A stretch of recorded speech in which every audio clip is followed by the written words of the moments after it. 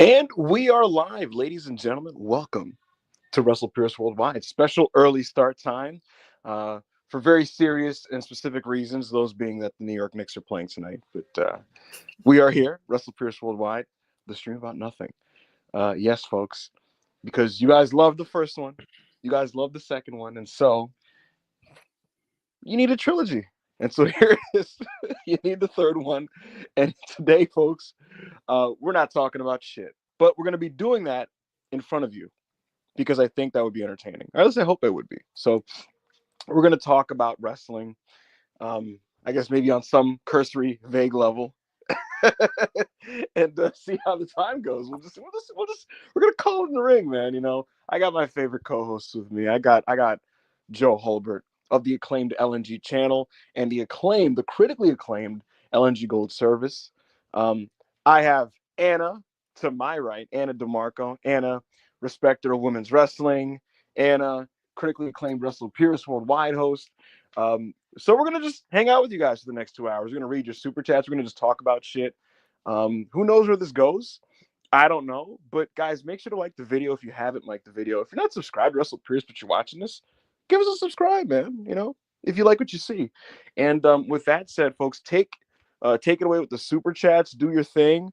Ask us whatever you want to ask us. We'll talk about whatever you guys want to talk about. Because again, because this is a stream about nothing, you guys more so than normal will guide the conversation, and hopefully you guide it in some interesting directions. We'll do our best on our end, so it'll be an interactive show. Joe Holbert, professed lover of the business. Mm-hmm. How you doing today, man? A lot of reflection today. Oh man, I used to be on this show called WrestlePurists Worldwide, yeah. and there were 1.4 hosts, then Yeah. 3, and everyone was equal. You know, Mm-hmm. we all put in a similar amount. I felt Yeah. pay structure, the Right. works, Absolutely. and today I was being hassled. I think is a fair word about what time I had to be available for this telecast. Right. I was being informed that New York Knicks were now. I was at the mercy of the New York Knicks on my Monday evening. Um, just thinking a lot about the choices I've made. You know how we ended up here, but other than that, I'm good. You know, I'm sure it'll end well. Um, just sprinting to my studio here because the Knicks are on. You know, it's tough, but I'm not here for sympathy, guys. I just I do my thing. I show up. I try my best. I mean, it could be worse. I could give you homework. You know, you don't want that. You tried. Not that much. No, you didn't. You asked once, and I said no. I was like, hey, can you watch this like 6-minute thing? Go fuck yourself. Fair. It's like, all right. Yeah. What actually happened? I have to take the blame for it. Okay, if you're watching, it wasn't even a full. It's not like a full show or a. It was like, hey, Joe. I had like a 5-minute link in my hand, and I'm like picking it out of my pocket, and you're like, fuck you, and I was like, all right, you know, cool, man. Go ahead, Joe. Say what you're gonna say. If you're watching this and you're not happy about us doing the live stream about nothing thing again, you gotta blame me. I mean, Eva really tried. He gave me an extensive format and was like, "What about this, that?" And I went, I haven't got it, man. I haven't got the game for this anymore. I can't do it. I can't put the ball on the floor, bro. I have to just stand in the corner. You know, no, Joe.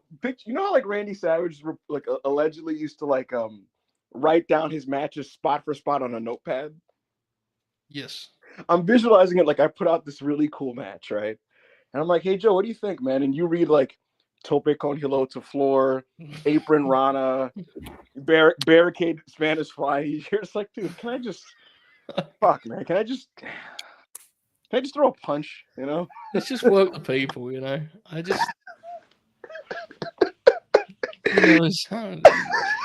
can't do it anymore, guys. I can't do it. Yo, Anna, I'm gonna tell you the funniest thing. I say to Joe, with like a hat in hand, you know, slightly trembling, hunched over in a humble position. Hey, man, would you be able to watch this Lyra Becky Poe for the purposes of worldwide content? And he goes, no. And I was like, fair, man. Cool. I actually made a personal vow to myself. When I was leaving T-Mobile on that Monday after Mania, I was like, I'm never watching one of those in-ring promos again. I don't care who it is. Unless like Dusty comes back from the grave, I ain't watching them, dude. Like they talk forever, It's just too much. I mean, I'll see it in the video package at the Backlash. You know what I'm saying? I mean, that's technically true, actually. Yes, they do 4-minute video packages now. Like I saw Seth do 2 in-ring promos in Vegas, man. Just go on, and some of them are good, but they're just very long. I haven't got, it's just. Well, thankfully for Becky Lynch, she went 3 minutes. But I hear you in general in that, like, there are many promos that are constructed just to eat up TV time, Yes. Yeah, Becky Lynch is awesome. It's more a spiritual thing, And I totally it's the understand concept. that. Exactly. Yeah, and it's also like being giving it, and Eva was very gentle with the assignment, but it's still an assignment. I have to push back on this, One of these days, Joe, and I'll get to you in a second. I didn't forget about you, but one of these days, Joe, because today, for example, right? I look at the list of potential assignments and I go, what's the least likely thing that Joe will shoot me in the neck for, right? And like, I'm looking at the thing and I'm like, wrestling Don Taku, Noah show, and I'm like, he's not watching Kenta versus fucking Ozawa. Get the fuck out. He's just not gonna do it. He's not gonna do it. I haven't got it anymore, man. I'm sorry, folks. Anna, how are you doing today? I'm good. I mean, I don't get any assignments. I don't even know most of the time what we're going to talk about. I show up, I do my part. I'm caught by surprise a lot of the times, but today I said it was about nothing. So I'm like, well, at least I'm ready for that, It's like, I can do nothing. Yeah. I'll tell you what, Joe, Anna's real good at this, dude. Brother, last summer, I'd send Anna like 6 links. She'd make it in time. This is how I know she probably does good in school. I'd send Anna like 6 random fucking links. She's on time. She would like have all them watched and shit. I'm like, Anna, what do you think of this random fucking Noah match? And she's like, oh, it's pretty good. I'm like, Anna, what do you think of this bloodline angle? And she's like, oh, it's all right. Like, no, in all seriousness, like genuinely, that is the way it should be. Let me clear about it has not been like that for a while, though. No, you personally. I mean, like, when I don't watch this stuff, I want to be clear. That's not me being like, I know it's bad, bro. You know what I'm saying? Like, it's just like, I'm not currently in that place in my life, but I'm still here because I'm supporting my friends and doing wrestling podcasts. It's really, I mean, I would argue it's innovative. Others would call it fucking lazy. I mean, it depends who you ask. Making the town when you're still not like. Yeah, I'm trying. I mean, I still watch some stuff. I finished the Straight Outta Dudleyville Blu-ray.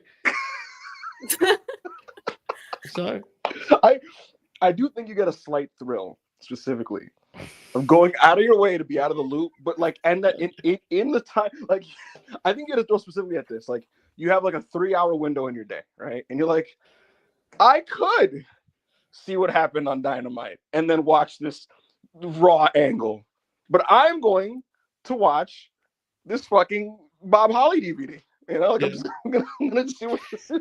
They never made a Bob Holly DVD, unfortunately. That must be something we've got to work towards, I feel. And to complete the thrill, Joe, it's not just watching it. It's posting an out-of-context clip of the thing on the timeline, specifically during a period of the day where everyone's just ranting about something completely different. I do, yeah. I do enjoy that, actually. You're right. It's sick. It's beast. Yeah. Someone needs to do it, bro. Every tweet's about the same thing all the time. Yeah, you need some variety. It's like, did I need like account number 7's take on like this thing that we all agree on? You know what I mean? Yeah. I don't know. I actually did watch some wrestling today. Not today, yesterday. I watched Atsushi Onita versus Terry Funk, but I watched the VHS feed, and all the self-maders can attest to this. We watched all the cool pre-match stuff. We watched Onita walking around Japan with a cigarette in his mouth, talking to teenagers and telling them that FMW is the best, which is so sick. While cool 80s. Bring that back. You And know, it's just so make smoking cool again. yes, yes. Based. Anna, he's literally it's Anna. Just picture this bloody Japanese man with a cigarette in his mouth walking around, and he's just like, FMW You Ichiban, we're the see? greatest. And like all these teens are just screaming shit like, yeah, let's fucking go. And yeah, you're the coolest. And he's just like, yeah. And like he walks off and they're playing this cool music and shit. And this guitar riff kicks in and the credits start rolling. I was like, man, can I buy this VHS now? Like this is awesome. So man, physical releases, Joe, for wrestling were the shit. Yeah, it's something that I think is I actually think wrestling fans are built in a way where it still totally is viable. Evidence for that would be if you look when AEW does physical media releases, and they do them for all the papers, don't get me wrong, but they don't really promote them. They're always in the top 10. Always. Like wrestling fans like buying it, dude. And I think I've said this a million times, but I think AEW, obviously it's not a priority. There's a million and one things to worry about, and this isn't one of them. But like, man, with that talent roster and with the Ring of Honor tape library, there's a lot of potential there, I think, for best of sets and for things of that nature. Like, imagine, obviously, you could do Danielson, Joe, and those guys, but imagine if you did like AEW's Bloodiest Brawls as a Blu-ray set and it's hosted by Eddie Kingston. I would buy that like day one. You know, like you have my money. Yo, Joe, you put the DVD in, right? And it goes, yo, what up, everybody? It's Eddie Kingston, huh? What's up? This is AEW's Bloodiest fucking Brawls. I don't know what you want from me. They wanted me to host this thing. I didn't want to do it. Tony called me. Because he has to do the gimmick where he's like above what he's doing. You know what I mean? So he's like, I didn't want to be here. Tony called me. Whatever. It's the DVD. You already know you bought the DVD. Let's take it away with number one. And, he just fucking go to it's like, number one. Fucking John Moxley versus Kenny Omega. And you just watch. And like, you got, what was the match? Penelope and the Bunny versus. Oh, yeah. Ty Mello and NJ. Yeah. That one was beast. How sick is it, the idea of that having a physical release, like being on that set? Or I think it'd be cool. Joe, each match needs to have like this 3 to 4 minute mini doc that precedes it, where like you see the people been involved like talking about it. So you just see like Anna sitting in like a confessional setting, and it says Anna J, AEW wrestler, and she's like, "Yeah, I thought that match put me on the map." And then like, and here's a good middle ground. If that's too much hassle, they have the HBO Max thing now, right? Or Max, just Max. There's no reason it can't be a thing on Max, Bloodiest Brawls. I mean, obviously, I'd much rather have but like I'm saying, that'd still be a cool thing to have there up there for promotional purposes, right? For someone that hasn't watched a lot of AEW, or the best of Bryan Danielson for people on Max, like 100%, dude. I'll tell you what. I would buy that. Yeah, guys, I was out of the loop on wrestling for a couple of years because I just didn't really care that much outside of like the big New Japan matches people would send me. I talk about this all the time. When I got back in through the WWE Network, hilariously. Like I would just peruse it, Joe, and like there would just be things on it. Like it would be like, they would do those like weird like kind of shows where they just like will talk about a match and then show the match and like you know what I mean? I would have clicked that type of stuff and it would be like WrestleMania 10, Shawn and Razor, and I would literally be like, oh my god, I watched that 10 years ago on YouTube, and I would just click it and like I just got more into wrestling again through that type of shit. Those like random. That's how I got into wrestling. Like when the network got in Brazil, like when we finally got it, I would just go there and like watch different matches, different pay-per-views, everything, and that's how I became a wrestling fan. So it is something that, especially like the HBO thing, is a very good point. If they just did that, it could really, I think I totally agree. Yeah, Brandon Thurston said it, but like that period after the network emerged, there was actually the appetite for a boom then. If main roster was any good, they would have had one because people were like, wrestling's kind of cool. Like they had a chance, obviously when wrestling's kind of cool, it isn't really cool as wrestling, but it had like, I think people were ready to give it another try, Yeah. The network kind of had allowed people to have some nostalgia fuel and I think it could have had a window there. Obviously it went, I think the way it went actually was for the better because it gave time for a second company and then that's a lot better than if they'd have just claimed the world in 2018. But I love the original shows they had there as well. Yeah.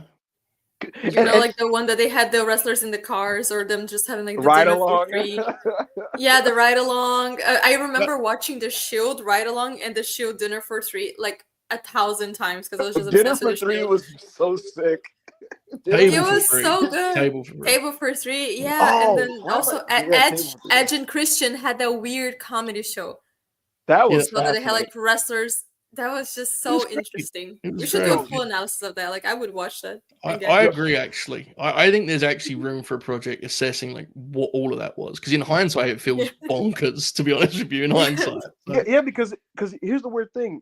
The idea of just I remember when I first heard about the WWE network in like 2010. I remember reading about it. And I remember thinking at the time I didn't realize it was going to be a streaming service, and I don't think they did either. And I thought it was going to be a TV channel. I remember at that time being a fucking young man, and I remember being like, I'm like, what would you even put on a 24/7 channel of WWE? I remember thinking that. And when I came back in 2016 and I saw all these different shows, I was like, they gotta pull this off. Holy shit! Yeah, like, and a lot of legends say it was great for like conventions because kids would come up to them and be like, "I'm a fan, dude. I watch stuff on the network." You know, it's pretty awesome. I think there is a great deal of value to wrestling libraries. I think that the issue has always been, and I think the Vault has started to combat this. The issue has always been that it's not something that's a priority because you're trying to run your current wrestling operation. But I think, I've seen Lost talk about this. That first Ric Flair DVD that they promoted the hell out of is like, this is it. You're going to get these matches. Too often, I think the network weirdly backfired in this way. It was just like, there it all is. They just handed it all over to you. And I think because of that, there was a missed opportunity in how they promoted it. Like I always thought the network could have done a better job of building a real schedule, and trying to get a community to watch the same shows every week and have like an episodic vibe, or whatever the word. I'm blanking on it, but you get my point, right? The idea of like every week at 6:05 we're showing Saturday night, and we're gonna do a hashtag, and we're gonna try and get people to tweet about it. You're right. That I think would have helped, but they obviously had 101 things, and it just kind of got lost, unfortunately. Bro, you make a great point there, because here's the thing. Torrenting wasn't as fucking viable in like 2003. And wrestling fans, and again, remember, the turnover of fans being made was more consistent 20, 30 years ago. And so the fans that were made WWE fans through the Attitude Era, WWE successfully marketed like the stuff before that period to them via DVDs. And they would do like, oh man, the best of Ric Flair, the Life and Times of Mr. Perfect, and like this DVD and a Steamboat DVD and things like that. And they'd get the legends on the show to do an angle or something. They'd plug it. They'd post the videos. And that type of stuff. And then, like you just said, Joe, these people who never really like watch these guys, and this is pre-YouTube. I'm talking. You got a DVD that has like their 10 best matches on it. It's like, oh, okay, cool. But and to your point, Joe, I've had the entire Raw library at my fingertips for 10 years, but because it's there, you're not like, oh, let me pop this in. And now, weirdly, Joe, because Netflix has like none of it. You're mad about that? Yeah, I kind of like look at it sometimes and go like, what if I wanted to watch a 2001 Raw? Like, what the fuck? Yeah, it's a weird. I think the other hot take over I know it's a hot take. The other thing I thought about the network was, I think they could have done a better job of making it like something that kind of fed itself, in the sense that obviously the point was you watch the TVs, you subscribe to watch the pay-per-views. I think it would have been a lot of value in investing in like kind of almost non-canon properties. And what I mean by that is, remember the Mixed Match Challenge, which they actually sold to Facebook? It wasn't on the network. That was so cool.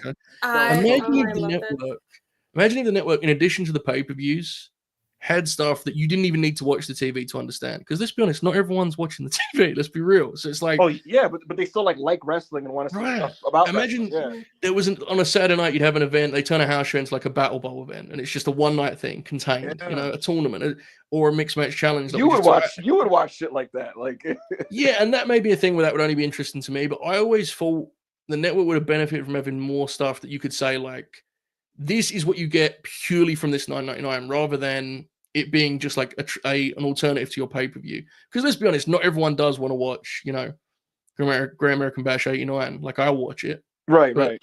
Giving the modern talent more room to experiment. And also, anyone who's ever went to a house show in the 2010s can tell you, the guys and gals, love doing them. That was their best stuff, because they could just express themselves, like it wasn't like the format of TV. It's not like, for like, here's the thing, Joe.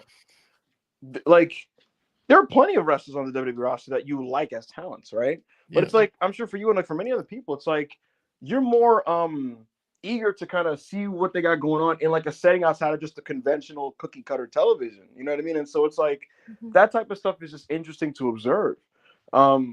So I totally agree with you, and to parlay it also to AEW, I think that they have an opportunity to do that kind of thing. People love, bro, when Brandy Rhodes would do that cooking show. Like I saw people all the time like clipping that and getting super into that type of stuff. And there's people who like religiously watch RJ City's show that he does. You know, Or like I've even never being the elite, for example, you know? Yeah. sure. Wrestling Mhm. fans just want to stay connected to their favorites in settings just outside of the ring. I think. Like people, Yes. there is a real appetite for that to just watch more of their faves in different places, you know. So I think there is I mean, it's actually a really interesting part of entertainment now, right? In the sense that the most popular people 20, 30, 40 years ago, the allure to them was you didn't see them just, doing normal people things. And Michael Jackson, personally, I think there's a value to that may have been lost. But yes, fair or unfair, right or wrong, the most popular people today are often people that I can't fucking turn left without seeing them. You know what I'm saying? They film everything they do. And so I think you have Joe, to do you kind of remember? mirror that at some level. It was either on air or off air. You were just like, you basically like, who the fuck is I Show Speed? And I was just like, people like the guy. He's everywhere. Yeah. I don't. And it isn't a knocking it. It's just that is an example of how like social media stuff has changed that, right? Yeah. It's just it's interesting. I to this point about like when you don't have it, like you need it, and then when you do have it, you don't want it as much. And I swear that wasn't a sex reference. Here's a good example. We even thought about that. Oh I'm saying it out loud, and I'm like, well, the point is, when I was a teenager, right? I read up about all these like '90s Nintendo games, and I always be like, man, if I had money, I'd go back and I'd buy an NES, and I'm gonna go on eBay and I'll buy an SNES, and then I'll play all these games. I want to play all these games, and I would always like watch like walkthroughs and reviews of games from like 1991, 92, right? And what I'm getting at with this is I would always be like, oh my god, I want to play all these random like video games, and my brother, like I'm not a gamer now, so I don't even know the name of this thing, but like I know Nintendo now on like the Switch, they have a service to where you can play pretty much their whole library ever, right? And tell me how funny this is, Joe. My brother just hands me the remote and he's like, go for it, man. And like I'm just clicking random stuff. I'm like, all right, Kirby, SNES, dude. And after like 5 minutes, I'm like bored and I just walk away. I'm like, what's wrong with me? You know what I It's mean? the Netflix thing, then. It's the thing everyone talks about. You fire up Netflix and it's like you just scroll. You don't actually click on anything. You just scroll. You go, that looks interesting. I might watch that next thing. It's a very strange thing where it's like we as people are Eva and I don't want to put Anna in this because I'm not sure if she deserves this stray bullet. But like people like Eva and myself are too stupid to have that many options. Like we actually would be better if you just came and said, "This is what you've got available today. Enjoy it." Joe, that's why I loved cable TV as a child. You know, just give me a remote and I pop on Cartoon Network and they're like, you are watching Code Lyoko. And I'm like, I guess, sure. All right, cool. And you realize like you grow up and you realize like a lot of what I consumed, I only watched because that's what was in front of me and not because like I was like, this is what I need in my life. You know what I mean? But that's what it is, you know? So that's lost to streaming. But it's a different world these days.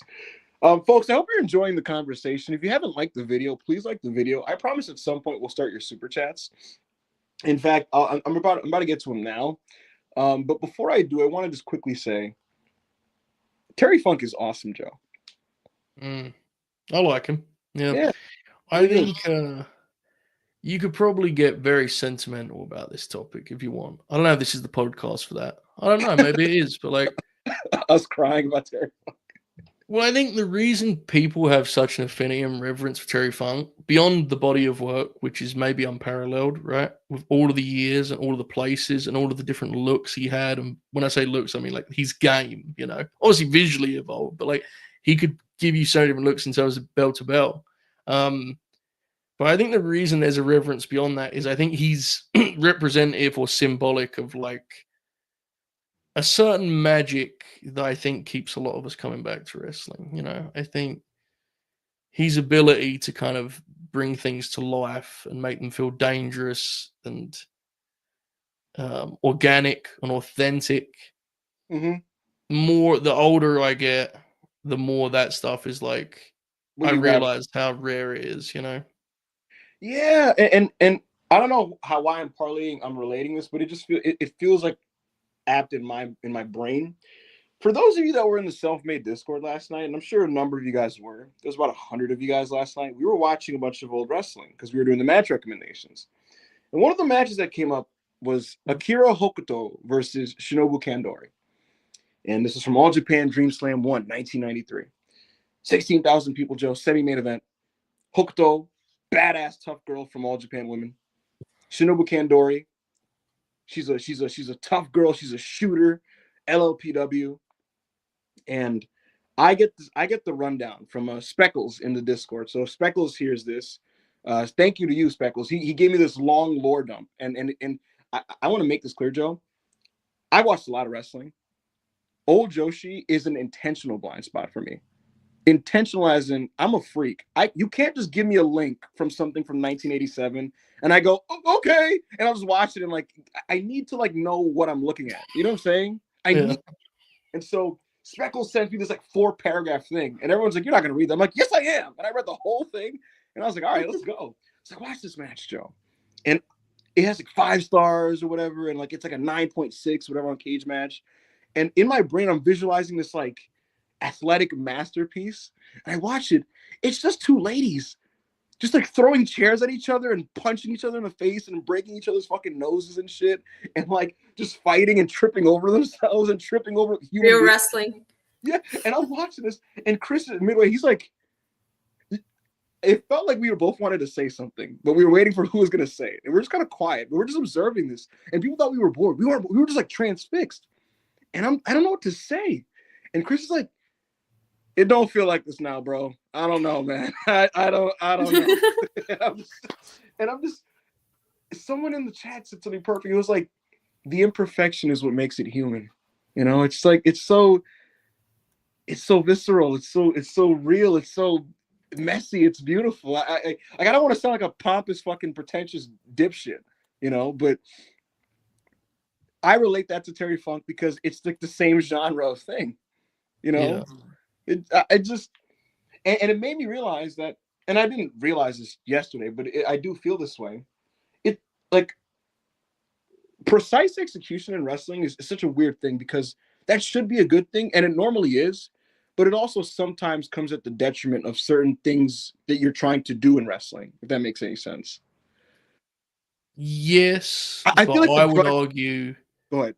Sorry, I would argue the people that really come to the expense of is people that's execution we actually pretend is better than it is. I never watched Eddie Guerrero execute anything and that's actually too sharp. Because it was so sharp that it actually was like frighteningly so. It was dangerous. It was intense. You know, it was intense, spiteful. But you know what it is though? It's because Eddie is a master of genre. Like when he's working Rey Mysterio on a SmackDown TV in 2002, he's like, this is supposed to be sexy. Like our literal work. Yeah. When he's fighting JBL, he's not trying to be sexy. He's trying to convey hatred. You know what I mean? He's not going to JBL and going like, I want you to base perfectly for this Rana, and then I'm going to drop kick you. You know what I'm saying? He's just being like, it's the emotion, it's the passion, it's the fight. Like, you know what I'm saying? No, I agree. I think we, and I'm as guilty as anyone, but I think we sometimes overstate how many people are in that true top tier when it comes to the execution of the things they do. I think it's actually a much shorter list than people kind of talk themselves into. If you watch, would you put there? So if you were looking like today, if you watch Kenny Omega do his stuff, it's like, look, there's very few people that their offense looks that way. Their bumps look that way, you know? I think Ospreay is there, absolutely. The reason Ospreay can sometimes, and I say sometimes, I think Ospreay is prolific, but the reason I say, you know, he sometimes can be guilty of it looks too pretty is because he strives for innovation, right? In terms of the stuff he does. He's trying, you know, he's thinking really big in terms of the acrobatics and such, which sometimes can take him a little bit too far in the other direction, but his execution generally. I mean, if you watch Will Ospreay run the ropes and do high spots with most wrestlers, it'll be very apparent to you that they do not do it the way he's doing it. I mean, it's just, yeah. You know, so I think the guys that have really great execution, it's actually baked in. It has that extra oomph, you know. Mm. I believe, but I it's not to say your point's wrong. I like getting into the weeds on this stuff sometimes because I do think we all are guilty of at times just being like, I mean, his work's good, but and it's like, Is this I work think that good then? Yeah. exactly. I think we could all do a better job of like deciphering that. You know, how do we feel about it? Do we actually like the way stuff looks? You know, Mm. I mean, I think I'll use an example of someone who I think's a money top star, but I'm just being honest about his work. Like Okay. I think Swerve's an example of that. Mm. I don't think Swerve's works nearly as good as the two guys we just mentioned. I don't see Mm. that as I don't see that as a knock on him, Mm-hmm. as a credit to the two guys I'm talking about. Mm-hmm. But I think a lot of fans would just lump all three of those guys in the same, and I wouldn't do that personally, you know. Yeah, yeah. And again, Swerve's great. Being a top star does not necessarily mean that your work is razor sharp. You know, it's not. Joe, my favorite wrestler is CM Punk. You know what I mean? Right, exactly. We're talking about that specific thing. Yeah. I would use Swerve as an example of someone that I think like people would lump him in with Will Ospreay. And to me, if you watch their stuff, it looks completely different to me. Mm-hmm, mm-hmm. Yeah. And yet they can have great matches with each other, though. Of course, yeah. Like their match last year at Forbidden Door was like the best thing on that show by a country mile. And Dude, there are guys that have really pretty work, like very pristine mechanically, that don't have many great matches, and there are guys that have very ugly work. You mentioned CM Punk. Punk stuff's very loose. Punk, his catalog is immense. You know, there's a lot that goes into having a great match. Matches that are sick, you know. Yeah, of course, yeah. That's interesting. I guess the root of what I'm really actually wanting to talk about is, I feel like the art of the grudge match is lost. Yes. And hilariously, even though like it wasn't an extensive feud, what New Japan did with Kenny and Gabe was amazing. Like the build up and the promo in the press conference, and in that match, like it's so nasty. You know what I mean? It's so ugly. It's so I would say that's a fair statement for WWE, but Mhm. I would say like good grudge matches, they're still a thing. Like if you consider Hangman and Swerve, like the things that they did, I would say that's not something that's completely lost. You know, it's just in WWE when they, for example, the steel cage from Seth and Punk. Mhm. Sure, it was fine, you know, but I do feel that they're missing the thing that it actually feels like a grudge match. But when you had Kevin and Sammy, for example, you know, so I just think it's like different kinds of workers, but I wouldn't fully agree like, oh, they don't do that anymore. You're not like wrong, but what I struggle with sometimes is like AEW, at least they have the free reign to bleed and stuff, right? Which is a gigantic plus, right? Exactly. What I struggle with sometimes with some of the matches is like, I feel like sometimes the weapons they use become the focus, where I wish they would just like exude the emotion by just fighting each other, rather than like, all right, now I'm going to use the cinder block. Now I'm going to inject you with AIDS. You know, and like sometimes that can get a little like, just, like, and it's not the end of the world, but it's just like sometimes I feel like I'm not going to say it's wrong because it works, but it's not what I necessarily want from like a grudge match, you know, personally. It depends. I think like the first Hangman Swerve match, not the first match, sorry, the first Stip match. What was that? Full Gear 2023? 20, right? Oh, wait, yeah. I think that's like clearly better than the cage match they eventually had. Now, what I would say to compliment is a series. I think they're trying to be different things. Mm-hmm. But I think Hangman and Swerve's dynamic was a much better fit for. I think it was a much better fit for like the big booming action movie shootout.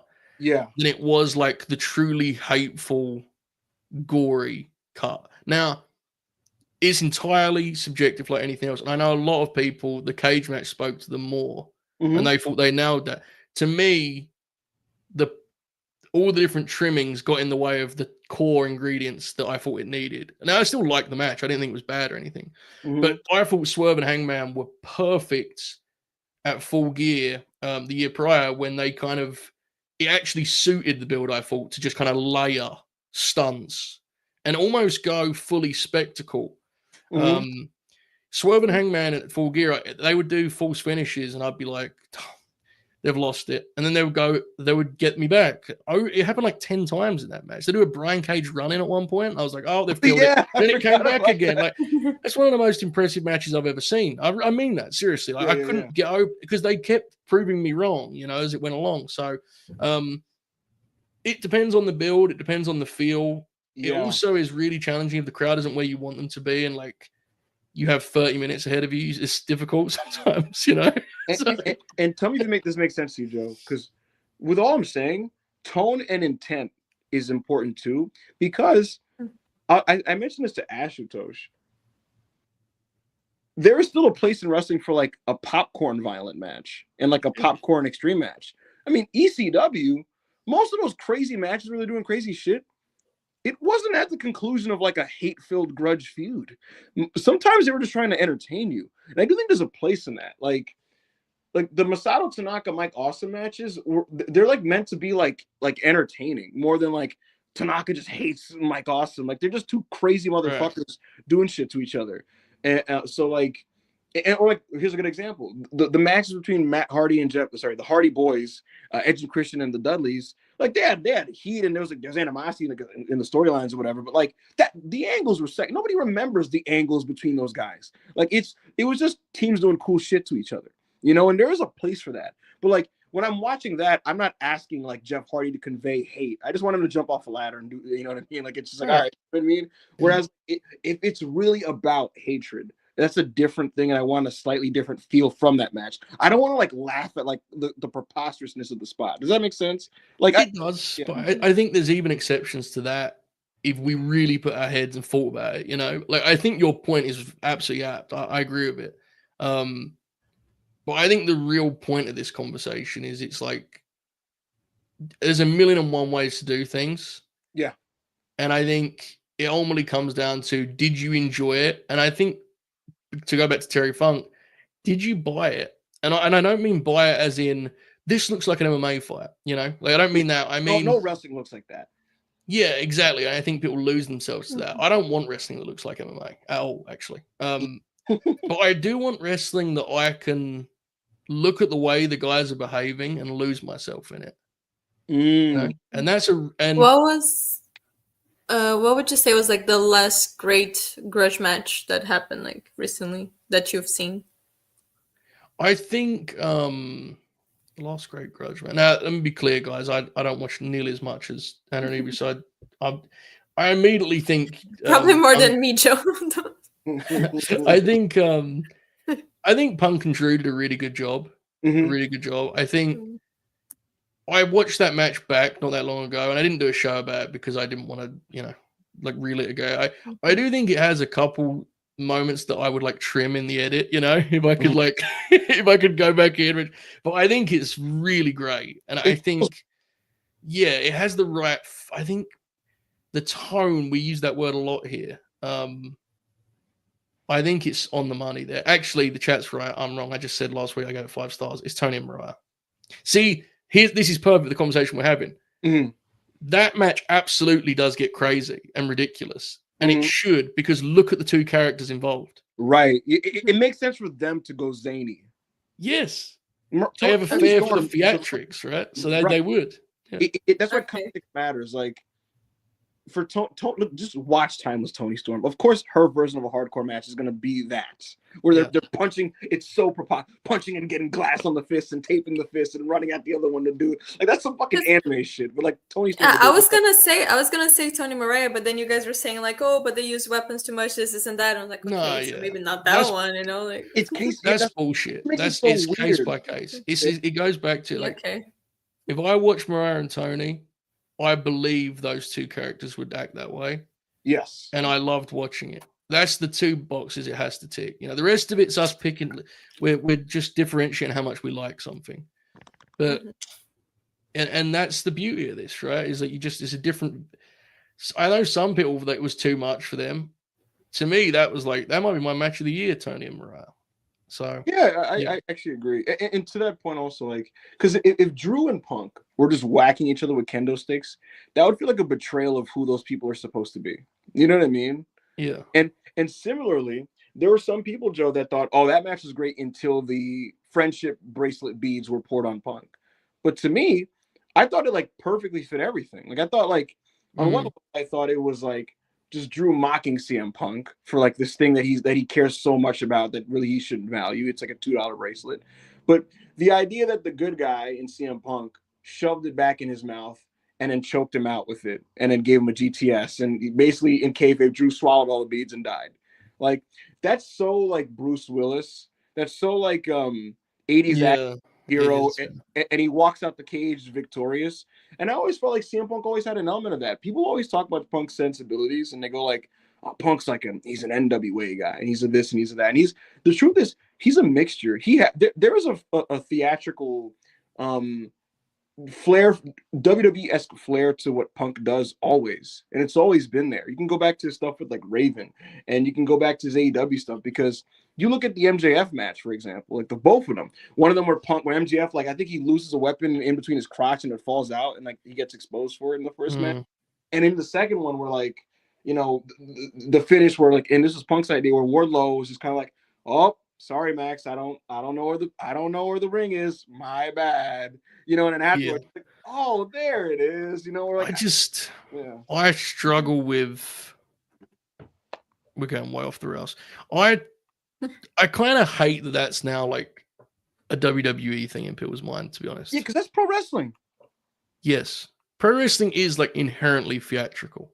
And now, do I think WWE have stumbled upon a new style of theatrics that is a little much for a lot of us? Yes, absolutely I do. Like, I really enjoyed the Night One main event in the building. I rewatched it this past week with Papa Holbert, and that Paulie shit was a lot. Like, I get it, dude. If you didn't like it, I get it, because I didn't love it at home, like, either after being there live.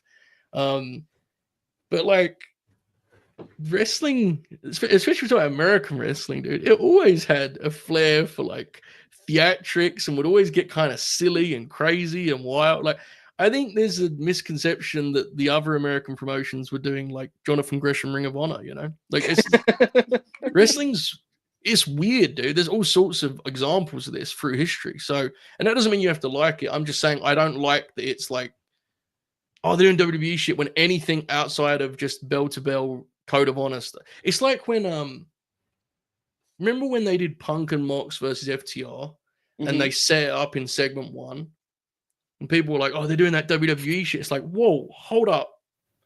That setting a match up for the same TV show is not inherently WWE shit, man. That happened on all TV through time. Like, that's not, it's just a matter of whether you like it or not. That's different, and whether it's done well, more importantly, that's much more important to me. I mean, Joe, look at this. I was explaining just Onita in general and his appeal to the self-maders. And what what their conclusion was? Because what I was saying was, because I've done a lot of reading on Onita, right? And he's a person, Joe, that New Japan and All Japan rejected this guy. They thought he was the shits, Joe. And they thought he was a bad And Onita got over to the people and to teenagers and to like the repressed youth and the people that, felt, like abandoned. He appealed to them because his whole thing was like, look, guys, I don't fucking jump like Liger and I can't work like Kobashi, but I'm a fighter and I have heart and I'll fucking die for you if it means you're gonna come and watch me and we're gonna make FMW the best. And his whole thing was he would say this, wrestling has to feel like a movie. It has to feel dramatic. You have to feel like you're on the edge, like you're about to like there's a fucking stick of dynamite in front of you. Like he would talk like that, right? And presentation was everything for him. And so a lot of what he would do to entertain people, Joe, is what the modern fan would call cutscenes. And like it's like he would do the thing of like the yelling in the match or like a dramatic visual or the match breaks into like literally like a scene into something. And because that's his approach to wrestling, like he'll cry in the middle of the ring with Sabu, like as like fire is surrounding them and shit. Yeah. And when I was explaining to people were like, so cinema, and I'm like, I guess so. Yeah. No, for me, it really started going downhill when people started with the cinema shit, like trying to compare wrestling to other mediums, because it doesn't really make sense. Wrestling is its own thing. It's its own art form. It's not something you can compare to like a movie or something. But of course, like the writers, they are inspired by it, of course. But I still think it's its own thing. and people started comparing so much. And I do blame the bloodline. I do blame WWE for that, more or less, for like popularizing that now, like how we see it now, that nothing can happen without people being like, oh, that's cinema, that's this, that's that. Like it's just its own thing, you know. And I feel like it makes people appreciate less wrestling as the format, because now it's what we're seeing a lot, even like WWE fans specifically being, oh, but this guy tells no stories, and where's his promos, where's this, where's that, and they don't care about what's happening in the ring. You know, Joe, now because of it, certain tropes have a negative stigma where there's a good and bad version of everything.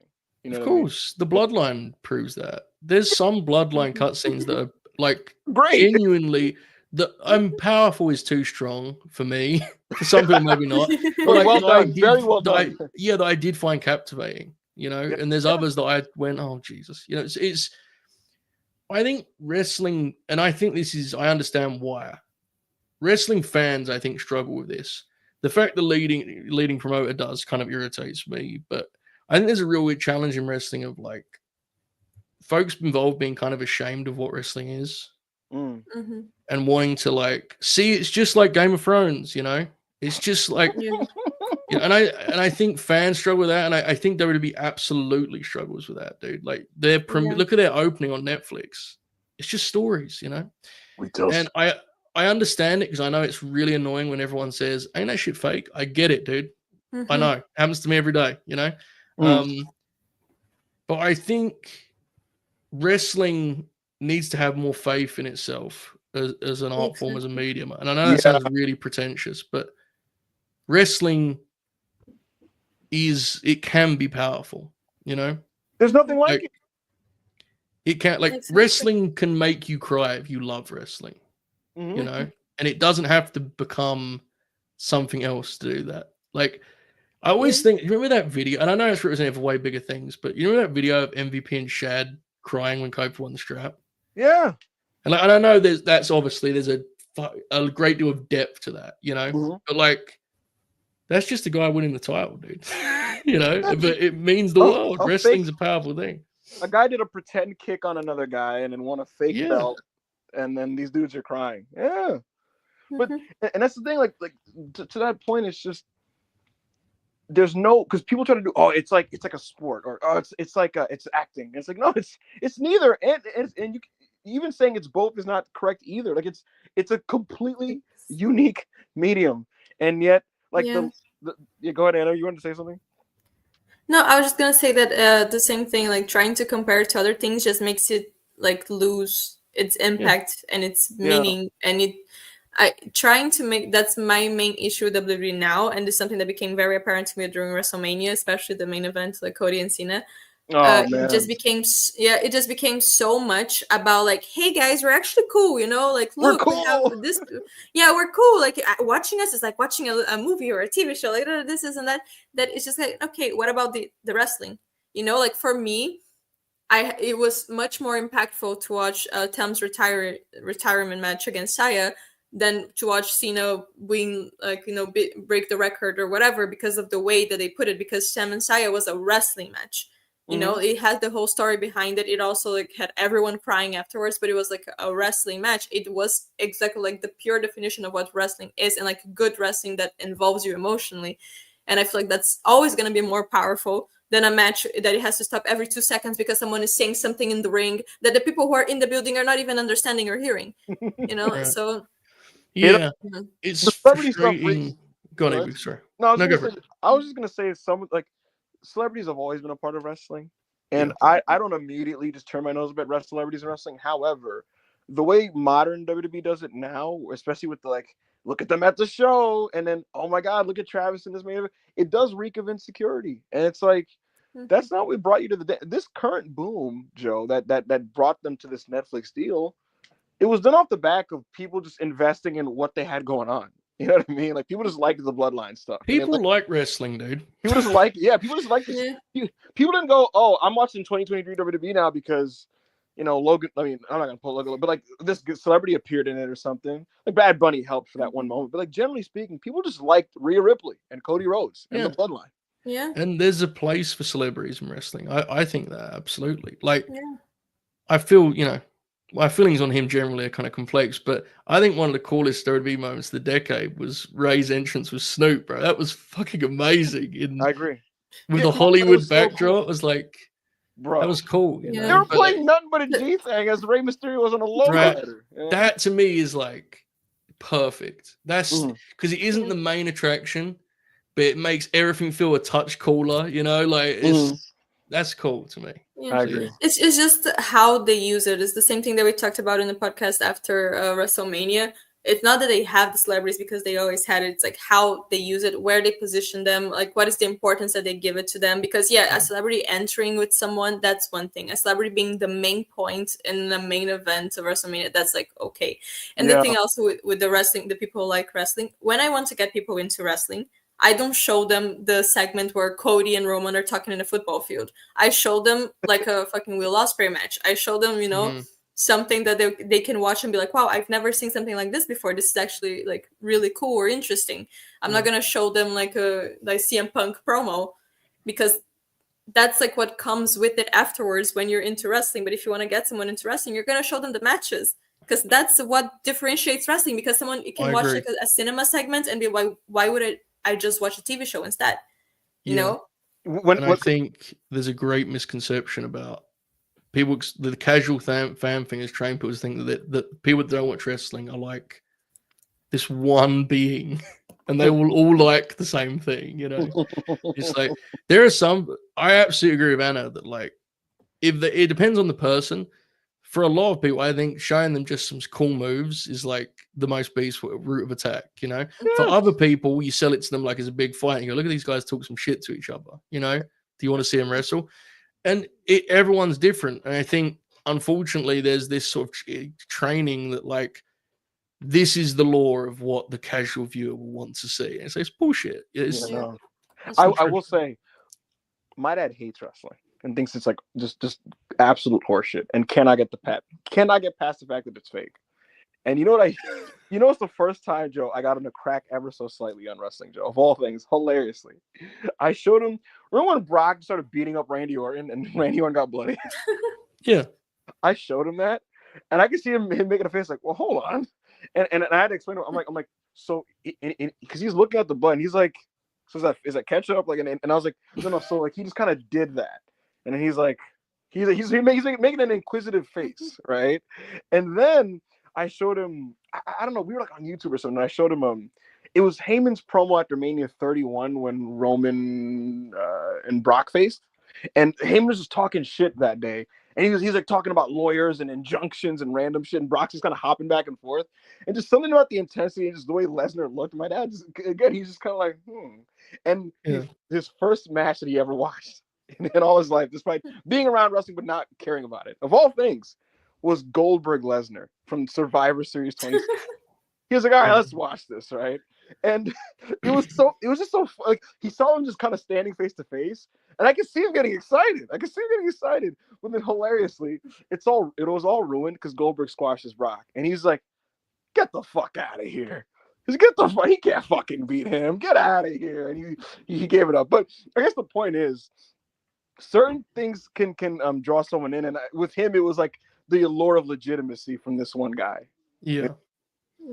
I definitely think there's something to that. I think wrestlers that are able to make you kind of, you have to kind of squint as to what's real and what's not. It's a really hard thing to pull off. Mm-hmm. That Goldberg thing was, I talked about it recently, but that was like, what they pulled off that night was honestly pretty incredible. And like, I think because it unfortunately got immediately dampened by him beating Kevin Owens, which never needed to happen.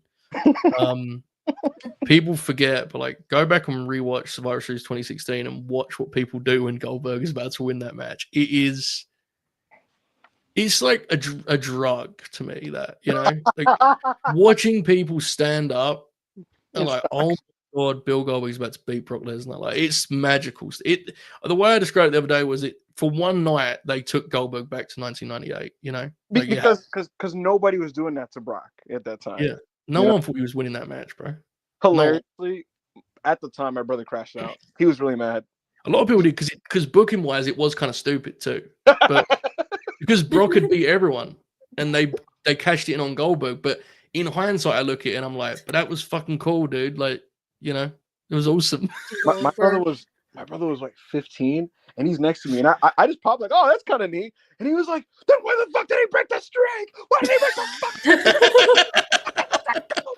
He's like yelling at me and shit. He's like going on Facebook like, WWE sucks, I hate it. And I'm like, calm down, this is the worst match of all time. He was so angry, and he didn't give a fuck about Goldberg, right? And he's like a modern fan, and he loves Kevin Owens, and he was telling me like, bro, Kevin Owens is gonna lose at Fastlane. I'm like, well, we'll see.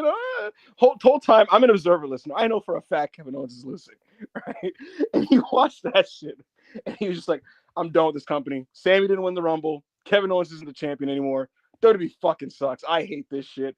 I'm done. I'm going to NXT. Like, yeah, that was his whole mindset. He can confirm this in the chat if he's there, but wrestling's funny. Let's get to some super chats.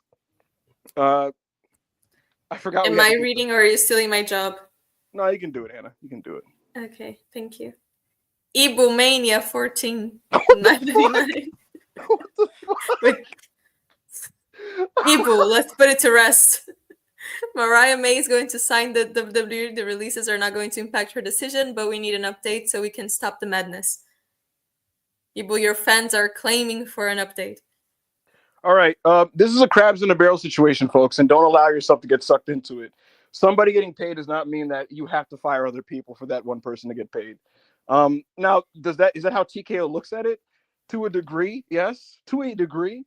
But Mariah May was coming whether people were getting cut or not, and people were always going to get cut whether she was coming or not. So that's kind of the bottom line of that. So I guess what I'm saying is, nobody, like, when Fightful inevitably reports that Mariah May signed a really nice deal with WWE, you'd be an idiot to be like, huh, so that's why they cut Dakota. Those pieces of shit. It's like, no, they just cut Dakota because, because the last part you said. What do you say? Oh, yeah, right. Yeah, because they're pieces of shit. There you go. Caster Shell 999, thank you. Raven versus CM Punk in Ring of Honor is a grudge match personified. That feud is so awesome. It's just Punk being like, "You're a fucking alcoholic like my dad. Go fuck yourself." And he's just like, "Man, let me live my life, man." Dude, Raven was a big deal for the game to get back when he left WWE. Like what he did for Ring of Honor and in TNA both, man. Big business. He somehow regained his street cred with that audience too. Mm-hmm. The Punk straight edge storylines are so funny, Anna, because if you watch any of them, from like Ring of Honor, even the one he did in WWE, Jeff Hardy, it's always funny because he's the heel and he's just kind of like, you're destroying yourself, you're destroying your family, you're ruining your life, and the babyface is kind of like, yeah, well, stop judging me, man. I don't know, like, what do you want me to do? Like, it's so like he's not like I don't do cocaine. It's just like, hey, man, like, just stop being mean to me about that, you know. Which I don't know, but so it was always funny to me. When I was younger, I used to judge people that do drugs because I was a piece of shit. And I remember watching this. You heard it here first, guys. Ebo supports drugs. When I was younger, watching the Jeff Hardy feud, because I read all the stuff on Jeff at the time, Joe. Like I would read it, and so I remember just being like, "Oh, come on, Jeff! Like, kick out, Jeff!" You know. And so I'm watching this stuff, and Punk's just kind of like, Jeff, you care about a bottle more than a title. I'm like, he does. Come on, Jeff, straighten up. Just quit it, buddy. Just stop doing it. Just stop doing drugs, Jeff. And then Jeff would just be like, I don't know, man. I just want to fly, brother. I want to fly with the birds, man. Because I'm an enigma. And I'm like, well, that's kind of fucking lame. Punk's right. You know, so I don't know. Wow. Did you like that Jeff Hardy show? No. That's how he talked, Joe. That's how he talked, bro. I'm an eagle, man. I'm an enigma. Okay, Black Yakuza 94, $10. Thank you. The world of wrestling is kind of poisoned because WWE tends to mishandle a lot of tropes. So it makes anti-WWE fans feel they have to go to the complete opposite. WWE does some good things, though. Yes, it's absolutely true. It's like when people think video packages is like a Vince McMahon thing. Oh my God, that era where people like, hey, I think AEW should maybe like add more context to certain things, or maybe do a package to do this or structure so this way. They're like, what the fuck, man? You need your handheld, man. You need your handheld. It's like Fed brain. It's like it's a video package, bro. I've done them in every Like the wrestling show most ever. normal thing. Yeah. it's done in other combat sports. It's done in like Yes, sports in it's general. like it's just an entertainment thing in general. It's really not. I wasn't professing my love for Raw by saying this. I just wanted to see a Takeshita video, you know. Nigga, American Idol has video packages. Like, Exactly. Yeah. my name is Josh Jackson. I'm 24. I'm from Texas. I used to be a waiter. You know, now I want to sing. It's my passion. Like that's it's in every entertainment video. Yeah. Brendan Stark, $5. Joe, I know you're a Pau Giamatti guy. Yes. Thoughts on Big Fat Liar? In my opinion, all-time performance. Have you seen his Black Mirror episode yet? Excellent. Great question. I've not seen the Black Mirror episode. All-time performance for Paul, I think it's a little much. He's got some heavy hitters.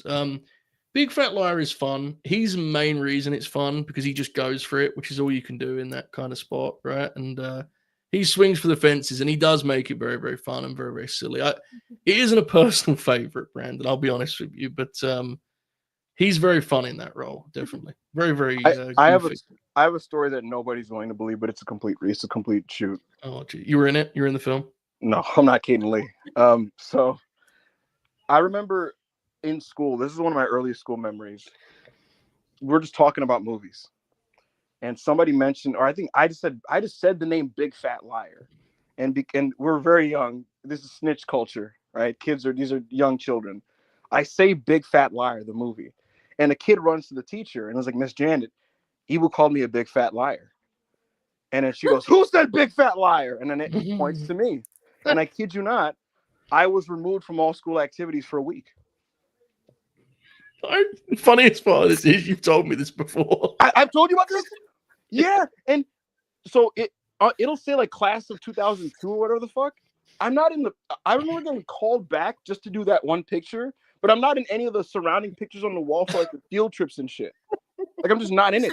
For like whatever the fuck. I think it's like class of 02 or whatever the fuck. And like I'm just not in any of those pictures. Because I said big fat liar. And I was just talking about a fucking movie. I think America's racist, Joe. Yeah, I've heard that.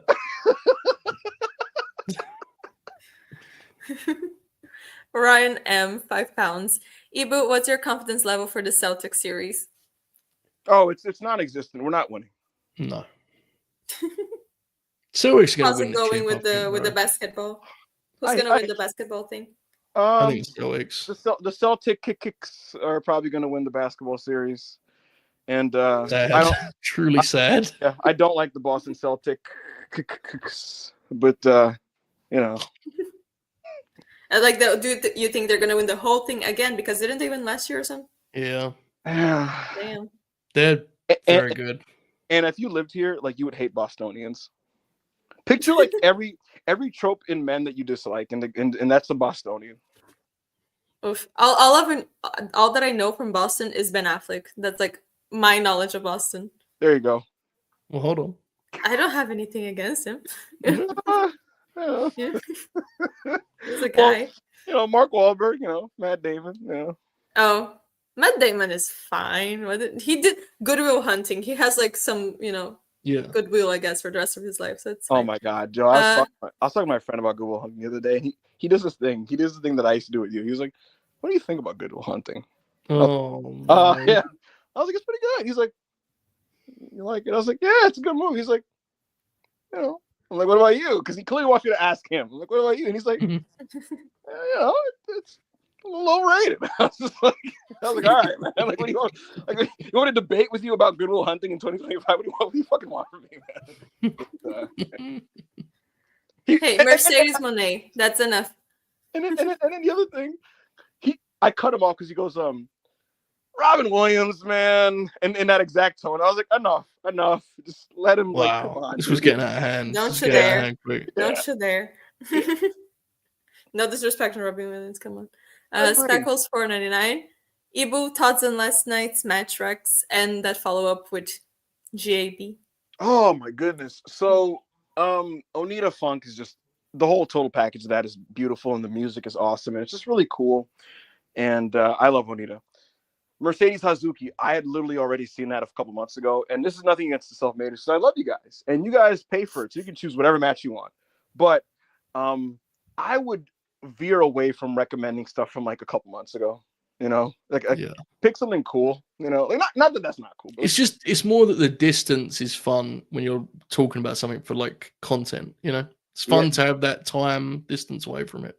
Yes, and Joe, it's why like as the Mercedes match is playing, like I found myself just talking with Chris about Terry, and people are like, "You guys aren't watching the match." I'm like, "No, I'm looking at it, but like, what do you want me to say?" Yeah, I did love it. It's a great match. Suzuki had a tremendous babyface performance, and the work is better than I remember, so really good. And then the last match we watched was the Kandori match with Hokuto. Like I said earlier, just a great physicality and the violence and the heat. And then Great American Bash '89 is awesome. I just love going back, Joe, to watching Steamboat and Luger. Something about that match is just it's a great match. It's just lovely. And what I love, Joe, is all the kids in the Discord are like, "Why do people say Luger's bad, Ibu? He's pretty sick." And I'm like, yeah. He was pretty good for a couple That of years. is his peak as well as a worker. It's his best stuff. And I did have to be honest with them and say that Luger largely wasn't very good after like, the mid 90s. Yeah. Crowfo Graphic 499. Hey Joe, big fan. Any chance you want to connect on LinkedIn? Are you a LinkedIn user, Joe? I'm not, no. Someone made a LinkedIn for me a couple of years ago. I was too lazy to do it. My brother did it, I think. It was my boy. He set it up for me and give me the link, and I never used it. So, I mean, you could like DM me on socials, and I'll try and get back to you. But LinkedIn will be no use for either of us, sadly. Am I an asshole that like I like maybe is it just my brain? Like I'm looking at that, and I just assume he's doing a bit. Like he might be, but I like. In case anyone has tried to become friends with me on LinkedIn, I've not logged into my LinkedIn account ever. So you'll not, if you just DM me on Twitter, I will generally reply. You don't have to say it out loud on my air. Do you have a middle name, Joe?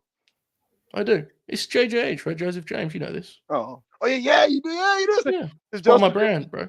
I don't know why you feel like an R, like Joseph R. Holbert. I don't know. Yeah, you feel like an R. I wonder what you were saying then. An R is very impactful.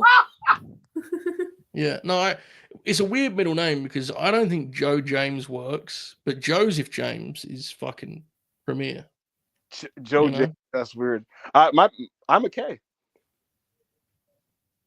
Yeah. Go ahead. I'm not a big fan of this, just saying I'm a, and then putting a letter with it. Scary. Bro said to me, "You look like an R." Like, all right, bro. Oh my god. Yeah, man. Unrelated, at work last week, this old woman walks up to me and she goes, "You look like Kevin Hart." What am I supposed to say to this? Bro, that is insane. Yeah. How old was this lady? Maybe like 80. Oh, well. Okay. Come on. And I do like a fake laugh, right? And I mean, same height, so it's okay. I'm not. So it's funny. I do a fake laugh, right? And she goes like, because I was talking with another like a customer, and I'm joking around with them, and she walks up to me and goes, "You look like Kevin Hart," and I was like, "Haha." And she's like, "You're funny like him too." And then I nervous I go like, I'm a little bit taller though," and she goes, "Yeah," and I just walked away. Well, I'm sure she meant well, I'm sure, but I mean, yeah. I mean, I understand. See, the problem with this situation is I don't know what you were supposed to say, but I also don't know because I don't want to like bury a random 80-year-old lady. Like, obviously, what she said was like inherently racist. I'm aware, but there's only so much I can do from this spot in the ball game. Well, the worst part is I tell my coworker who's this Dominican guy in his 40s. I was like, "This lady sounded like Kevin Hart," and he like look, and then his response is to like look at me for like an uncomfortably long amount of time, and he goes, "Papi, you do look like Kevin Hart." I was like, "All right, man, like okay, sure, yeah." Go Birds XTL 499. It feels like AW has cut down on the amount of stories they have been doing, which has made the recent TVs a higher floor but a lower ceiling, in my opinion. I have no take on this other than there was a stretch where like AEW had like too many like little random storylines. Yeah. That, like I had no clue were existing. Like, do you remember, Joe, like late last year when there was Rampage, Collision, and Dynamite, and they'd be like 7 Rampage only stories and like 6 Collision only ones. Not like you just had no clue about them. It was like following. This is really interesting. This super chat. You want to investigate further? Yeah, I actually, because I think that explains why I like the vibe of the TV more now. Because I'm a big believer in like, I think wrestling has gone crazy with everything having an angle and a story. Mm. So it kind of gives me like, I didn't really think about this. It's actually genuinely interesting because I hadn't really considered it. It does feel like they're more selective now with what truly are stories in the promotion. They're doing a lot of ensemble cast stuff at the moment, and so like you'll just get an angle and then like 8 people are in a tag that takes up like 20 minutes of TV. I mean, dude, if you're bringing in Kevin Knight and Speedball, it's like they've nailed that, right? I mean, would there have been anything worse than bringing Kevin Knight in and being like, here is your extensive angle with, John Silver? Like they've nailed it. I think it's like we talk about case by case. I think the TV's better. Now, the lower ceiling part interests me. And I don't know if I agree with that, but I think it's interesting, I could see it in the sense that like doesn't resonate as much. There isn't it's kind of like cursory enjoyment in the moment when I watch the things, because it's very enjoyable. Like these tags are so good and the wrestling is good, and like there's nothing on these shows that are offensive, but I'm not like emotionally like super tied to any one thing happening either. Right. I don't care about any singular match result coming up at all, to be honest. But like I also have a good time when I watch these shows. Like the wrestling is super solid and there's not like it's so sound. So it's just an interesting thing to think about. And I like this. This is good shit. This is a wrestling podcast, and all of a sudden, I'm surprised you pulled this off. The thing about it is like, because if Kevin Knight came 2 years ago, Joe, he would have been in an awkward backstage interview with Alex Marvez, where he'd be like, "Yeah, I'm locked in. I'm happy to be in AEW." And then like Jeff and then Jay Lethal would just walk out and be like, "Another one of you new guys coming in to take my spot." That's not happening, and that's why I talked to Tony Khan. And this Friday at Rampage, it'll be me and you to teach you a lesson. And then he would walk off, and then Kevin and I would be like, I don't know what that was about. And then he would just awkwardly go to like the next thing, and the next would just like read off like something with woo energy in the background. Like that's what would happen, And what does that achieve?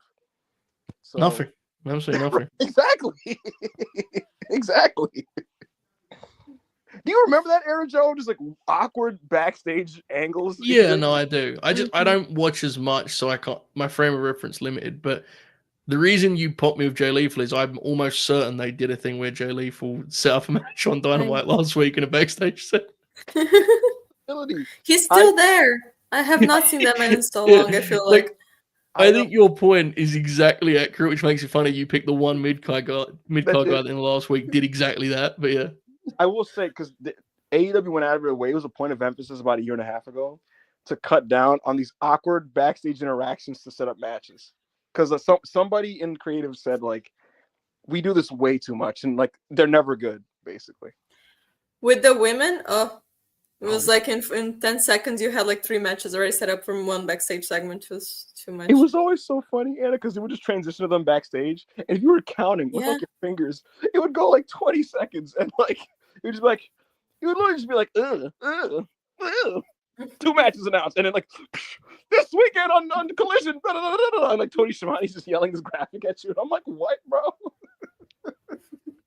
Oh boy. Yeah. Benjaminator 499. I heard you talk about the Edge and Christian show. I heard they would sneak comedic shots at Hunter. Has any of you heard anything like that? I love their pod too. I think I was too young to notice that drama going on. I was like too stuck on like Seth Rollins and Roman Reigns dressed up as characters from Game of Thrones or something. Yeah. I haven't seen it in years. I'd have to revisit it. It sounds like something I would like. It has a 7.6 on IMDb. From what I remember, apparently a very good show. From what I remember, wittier than you would think. Christian is legitimately funny on that show. Yeah. I'll stop there. Right. That Canadian collective, they've never loved Hunter historically. I'm talking. Yeah, bro. They were trying to be top guys. Who did? Christian, Edge, Chris Jericho. They never loved Hunter. Never loved Hunter. Wonder why. Wonder why. Wonder why. Emery 316 $5. Thank you. 316, I guess. Late night green-alongs and analysis on WWE Network shows would be nice. It would be something different to talk about in the wrestling circles. I like it a lot. Joe, I have an idea for you. Oh my I god. love ideas, especially for me. Ideas are good, yeah. A grin-along of Toto Divas. Let's Please. Joe wouldn't do it. Please. But I will only do it if you do that, if you come along Mhm. for a ride. I would be there. I would be locked in. I want to watch the episode with Renee and the season with Renee and Dean Ambrose. The scene where the guy steals the hat in the restaurant. Like, we have to watch that. There's See, nothing That more was some fun. real television. There's nothing more fun than watching that show and pretending it's real. It's so godly. It was Yeah. so the Stop. fact like Renee. It shows like Renee talking to her parents, and she's talking about Mox, like referring to him as Dean. You know, it's like, yeah, because he's a bit crazy, and then they would cut to him like sitting in a tree in the middle of the street. It's just like, what the Yeah. fuck? Wouldn't it be crazy if there was a wrestling reality show on TV and people pretended it was real? Wouldn't that be crazy if people did that? Imagine if they did that today. It'd be nuts, right? People like posted clips, like, see what Bubba Ray Dudley said now? You imagine? That would be fucking embarrassing, right? Joe, you know what's godly? So I'm still up to date with LOG, right? And I watched it with my Of brother. course you are. Of course you are. You absolutely are. Carry on. Second best show on WWE's banner. But they're starting to send people home, right? And Undertaker Yeah. cried yesterday, Joe. It was like a really powerful scene. Yeah, Joe. It was clearly like set up to be like a dramatic thing for the audience because he has a hard exterior, you know. But like over the course of the season, Joe, he's grown to like love these people, these young people he's helping, right? Of And he's course. sending them home, and he sends this girl Bailey Humphrey home, and he's like, "You didn't do anything wrong," and he hugs her, and you hear this like really somber music, and it zooms in on his eyes, and they're welling up, and she walks away, and she's like, "Thank you to everybody," and you see Taker just kind of like. And he's like walking away, like with his little fucking bandana and shit. And I was like, oh my God. How's our boy Bubba doing? So he's had a lot of clip farming moments. And what I mean by that is just like Yeah. speeches with people about like what this fucking business is and shit like that. He has a love-hate relationship with this one kid, BJ Ray, because he's a fuck up, but Bubba knows he's gonna be a star. So they're doing that whole storyline with him. Mickey James sent a girl home. It's this like Mexican girl who like is fighting for her dead brother and her dead father and shit. And she sent her home and she was crying, like bawling her eyes out, and the other girl's bawling, and a lot of feelings. Booker T is a complete character on the show, hilariously, because of course he is, you know. But it's been interesting. Punk's episode was my favorite in the sense that, no, okay, it's not actually AJ Styles is on it, but so on Punk's episode, Joe, because it's Punk, he can't help but like be the guy on the show being like, I'm above this, guys, if that makes any sense. So as they're like discussing stuff, he has to basically be like, the concept of this show is very silly. Like he has to just say it like on the show. He doesn't repeat. What does Bubba do about that? Oh, he just doesn't sell.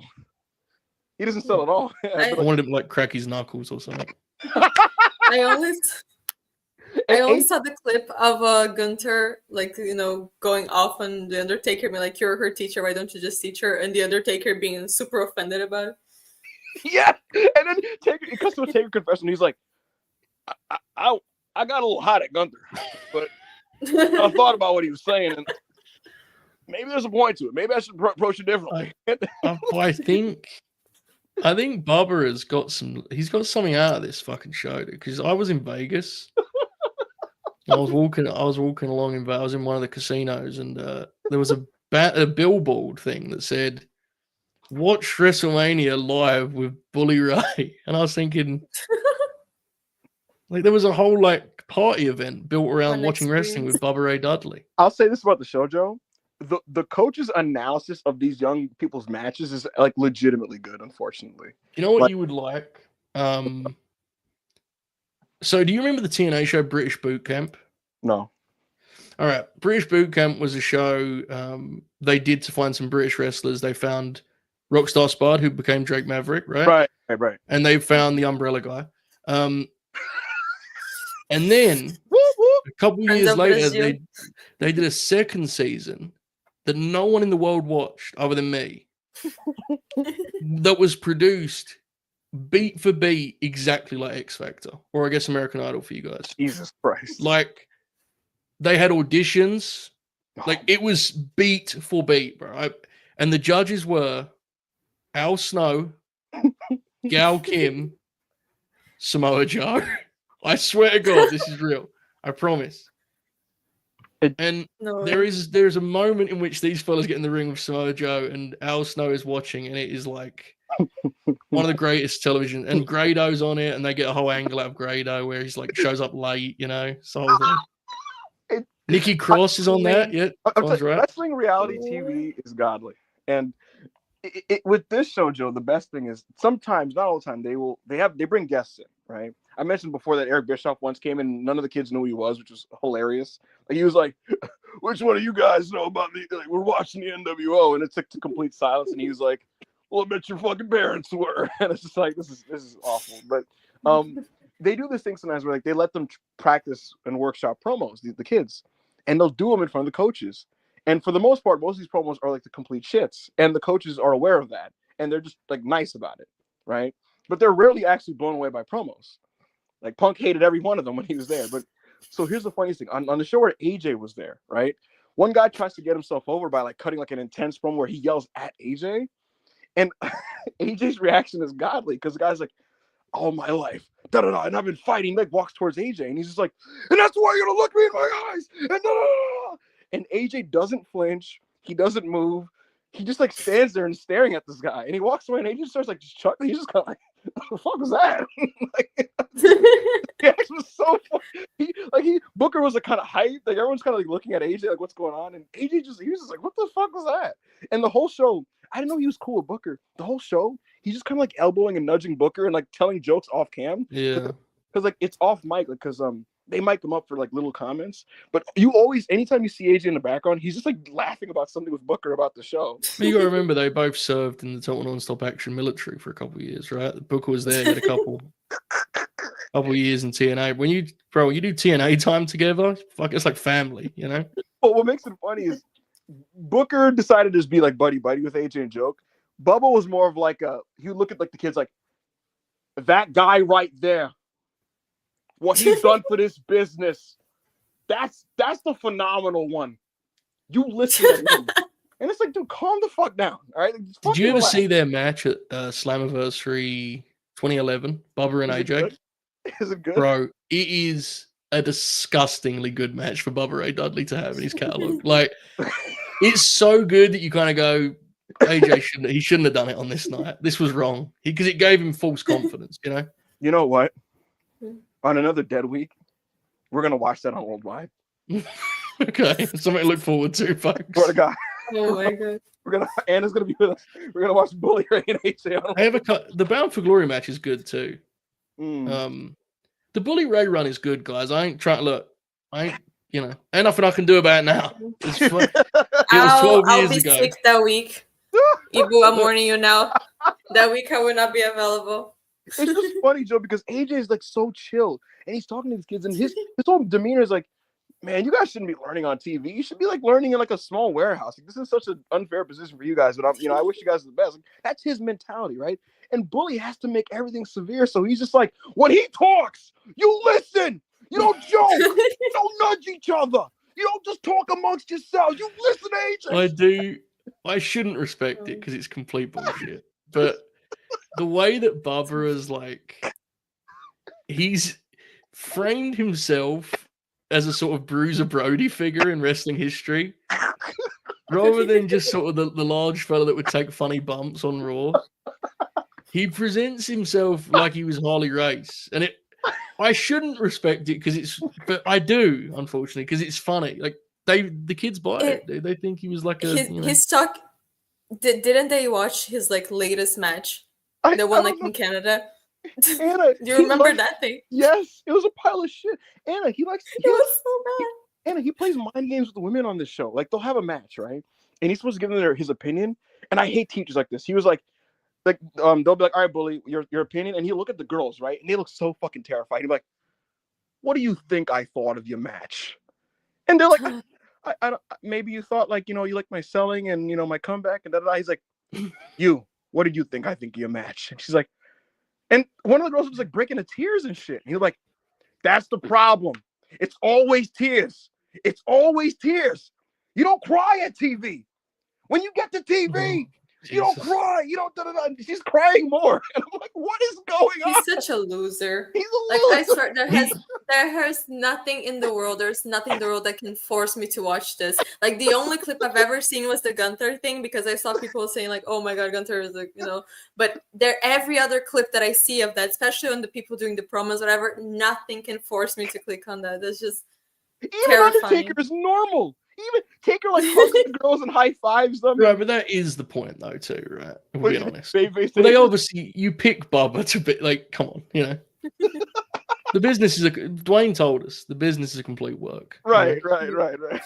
You don't pick Bubba Ray Dudley to come on and be a good Samaritan. You pick him thinking he's going to be an absolute arsehole on the show, and he's doing exactly as advertised. You know, and the problem though is, and the last thing I'll say is, it feels like he actively is getting a gigantic kick from being allowed to do this. Dude, like, he's on TV again. He's fucking thrilled. I bet. He can't believe he's live.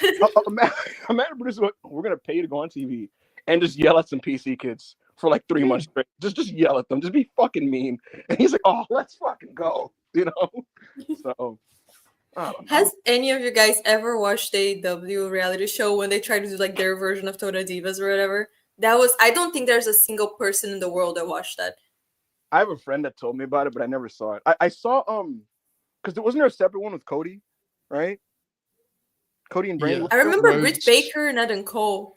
Like that's the Cody one was Roads to the Top, I think. Yeah. So I think oh my god. There was a day where they were playing that after Dynamite, right? And Joe, they did like a thing of like Jade and Red Velvet are having problems, and Brandy needs to solve them. And I'm just like watching. And I'm just watching like Brandy sit down with Red Velvet, like, my sister, we gotta talk. And I'm like, it'll cut to move on. Joe, I'm so sorry. We have to watch that. It cuts to the confessional. Brandy's like, yeah, I'm trying to relate to Red Velvet, and I'm trying to help her understand. And it just cuts back, and she's like, I know how it be. I get it. You know, I just I'm like, what is going on? Okay, it's gonna be a green along. It's gonna be my first appearance on the late night green. Is gonna be a double feature: Total Divas and Roads to the Top. We will actually do this, guys. This will happen. Yes, please. Totally. Okay, Speckles $4.99. It was a shoot good show. Go ahead. Yes. I've sunk about over $1,000 into wrestling DVDs off eBay. Custom sets, PWG, and Ring of Honor DVDs. IVP videos and Quebrada are both excellent sources for media. Yes. Thank him, folks. Thank him. He's doing service for us all here. Right? Mm-hmm. This is a soldier on the battlefield. Thank him. One of the last ones fighting the good fight. Yeah. Keep going, brother. Keep pushing. Chi-Town Spurs, $5. Thank you. I agree with Anna on the cinema comparisons. Don't know how you watch Bloodline and then something like Sinners and think the former deserves awards. They're delusional. I feel like that's the only thing about it. I feel like they see themselves WWE when they do those segments, especially like Hunter or Heyman or whatever. When they do those segments, they think they are so revolutionary. They think like, oh my God, we're bringing this to wrestling. Like they just deluded themselves into thinking that what they're doing is so much more than what it actually is. You know, I bet they were rewatching the Cody Roman segment when they did it and being like, wow, you know, like clapping afterwards. And when we were watching, like, I am the storm. I am the storm. Joe, you never watched that, right? That's all I remember. Right? Joe, like, I'll never forget. Roman walks by Cody Rhodes. It is funny. Like, you know, like it's so hilarious, Joe. I had tears in my eyes watching that. Joe, have you ever seen Transformers 07? Yeah, Michael Bay time ago. Yeah, it feels like that because like it's that type of camera, right? And Roman walks up to Cody and he says at the end of the whole thing, "You're in my way." Cody moves out of his way, and he leans in his ear and he's like, "No, you're in my way in life." And then walks off, and then you get the bird's eye view camera zoom out as Roman walks away, and he's just like, da, da, da, da, da, da. I am the storm. I am the storm. I am the light in the storm in the battlefield. And like he just walks off, and I'm like, what is happening? I love Big Roman, but he's definitely lost the plot with that shit. Like I was on that so damn funny. that 2K, the 2K video game has that bloodline mode. And he's talking about 3-minute warning. He goes, it just shows the versatility of the family. You know, if you want us to do Shakespeare for 2 hours, we can do that. And I was like, oh, Jesus, fuck.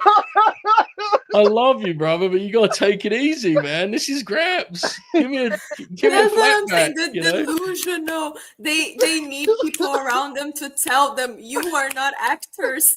This is delusion. Have you guys ever seen, Joe? Did you see the one? You didn't see the one with Punk either, right? No. So that one is like toned down slightly, but you could tell they think, or at least Roman believes, that they're doing the scene from fucking what's the fucking movie? Huh? Yes, yes. Because that's the famous guys sit face to face. That's what had to be that. And so like the vibe is basically like, I'm seeing Punk. I don't give a fuck. I don't give a fuck about you. All right, buddy. Then what are we talking about? And they're doing that whole thing, right? And Punk's actorial choice is to put on this like really severe Batman voice. So like he's, and you know how like that Roman talking voice, and you know Bloodline Roman, he talks so like low when he's not like in a backstage segment. So it just sounds like two guys that need to like drink some water. And Roman's just kind of like, I don't know why you're here. Why you're here. And Punk's just kind of like, I don't give a shit about you. I'm here for Paul. And he's like, talking to Paul, you're talking to me. And so I'm like, what is this? What is this? You're not actors. God damn. I need this era of wrestling to be over so bad. Like, this is enough. Enough. Okay. I'm just glad. Anna, when they set up Roman, Punk, Seth, I swear to God, in the back of my head, I thought they were gonna do like 2 more of these. I swear to God, I thought they were gonna do more of those. That would have been my final. Like, I would not be able to be a wrestling fan anymore. Did you remember the Seth one, Joe? No, thank you. No. Because that's the thing that we were talking about. Like, imagine you're trying to get someone into wrestling, right? And they're like, your partner, your friend, whatever. And you're like, okay, let's watch Monday Night Raw for some reason. I don't know why you'd show someone Raw if you're trying to get them into wrestling, but imagine. And then the Cody Roman segment comes up. Like, I would stop watching wrestling. I would die out of embarrassment. They would just look at me like, this is what you want. Like, I'll be honest with you. I did sincerely judge the people that were on the timeline that day going, wow, this was powerful. It's like a TV show. I thought I was in the Twilight Zone. It is, Joe, but there's a lot of people where I was like, come on. And this is a different thing than liking it. You're allowed to like that. I liked it for all the wrong reasons. But I'm talking about the people that watched it, Joe, and were like, this is like good like media. You know what I'm saying? Like, there's a difference. I ironically get a kick out of so much stupid bad. I like the Fast and Furious movies, and they suck. So it's different. I'm talking about the people that watched that and were like, wow. The reaction to that, and I didn't watch it, so you don't have to have any respect for my opinion on it. Mm-hmm. But I saw a clip of it, got the tone, and turned it off very swiftly. But the reaction it got was a legitimate, like, I am, the world is changing around me moment. It was like because people were talking about it with such reverence, and it was just, it's just different experience from what I saw. That minute of it I saw, I was like, I don't know, but it was too. Joe, go ahead, Anna. I'll say I wish I could find the voice messages that I sent you, Ibu, after I watched it. I think I sent Ibu 2 messages of like 1 minute, just crying, laughing. Yes. I couldn't even speak. Yeah, I think I sent back me singing the song. But the thing is, Joe, there was that reaction, and then there was a vocal collection of people that were doing it like, I hate all of this. Everybody here should die, and if you like this, you should die. And it was just a funny thing because for me, I was like, this sucks, but it was also really funny. Yeah. Maybe I just don't take life seriously enough. I don't know. I just we don't know how to appreciate cinema, Ibu. That's me and Anna just laughed. Like we just laughed at it. It was so much fun. Yeah. Okay, Chinatown Spurs of $5. I took casual fans to the premiere collision. Their favorite thing was Willie Mack Ringo Loco match on Ring of Honor. Just a couple big dudes flipping. That always hits. You know? Mm-hmm. Big dudes doing big dude stuff, doing crazy shit. Like, yeah. Real. I love Willie. I think Willie Mack is fucking awesome. He's so good. Sway 499. Salute to the self-made. To self-made. Any idea what they do with Lash Legends now that Jakara is gone? Thought they would have been called up together for tag division. Well, me too. I think besides Dakota, Jakara Jackson being released was the one that got me more like, why? Yeah, You know? it's a shame. The feeling on that was like they wanted Lash up a year ago when she was kind of doing some NXT stuff with like Otis of all people. For Mhm. those that watch that, they'll know what I'm talking about. But they thought, okay, let Jakara catch up with her and we'll call them up together. And when they tried them out last fall, they liked them, but the feeling again was Lash can do something now. Jakara needs some work. And now fast forward to here where they just decided fuck it and they just cut her. And what's going to happen with Lash is she's going to be called up and they're going to give her a chance and we'll see how it goes. But it's a shame. The cool thing about Jakara is she's very open, Joe, to a lot of different other kinds of wrestling. She was someone that I got told directly. She didn't like know a ton about wrestling before she got into it, but she was very inquisitive. And people, the coaches popped Joe for anybody who was not a wrestling person that like really was open to learning about it. And so she would ask like certain people, whether it be Biff or whoever, and be like, "Hey, what's like some like outside the box wrestling stuff I should just watch, like just in general?" And they'd recommend her like all kinds of random stuff from other countries, other companies, other time periods. And she'd come back and she just watched it. And she's like, "Yeah, that was cool. Like, I like this part in the match, and I want to maybe do a little bit of that and that." So people like thought she had a great attitude. And what I like is she's not gonna give up. I mean, people can do whatever they want with their lives, but she's not giving up with wrestling, which is cool. Like I saw her tweet about this, and I hope she continues, and I hope she lands somewhere where she can continue to learn. Because the truth is, she does need a lot of work. She's not a TV ready wrestler, but I think the look and is there, and there's something that is appealing about her, and the attitude is great. So I hope she finds a landing spot somewhere and continues to grow in wrestling. Ish 499. Give us some scoops, Schoolboy. No, Schoolboy is insane. Titans first $2. How do we get Chris Eubank at Forbidden Door? It's a great question. Eubank. I don't think he'd be a big Ospreay fan, I have to be honest. So I think we work towards a Zack Sabre Jr., Chris Eubank alliance of sorts. Lives. Yeah, that's what I'm thinking. Give me some time on this one. I'll circle back. But I think something with Zack Sabre Jr. I think Will is a natural rivalry for Chris to explore once he arrives. But we'll see. Hashtag Surfer199. Hashtag self-made. Onita versus Terry Funk better than Bloodline. Yeah. Just better than the entire Bloodline. Just a like it's like, are you talking about the As a stable, the concept. overall storyline? just the family tree. Everyone in that family. Oh man, Joe, you know what I was explaining to the self-maders last night that blew their mind? I was like, like Jey Uso is like very well-rounded in wrestling in terms of like what he's seen and like knows about, and like it blew their mind because they just assume because of like how he wrestles, they're like, really? He knows about this guy.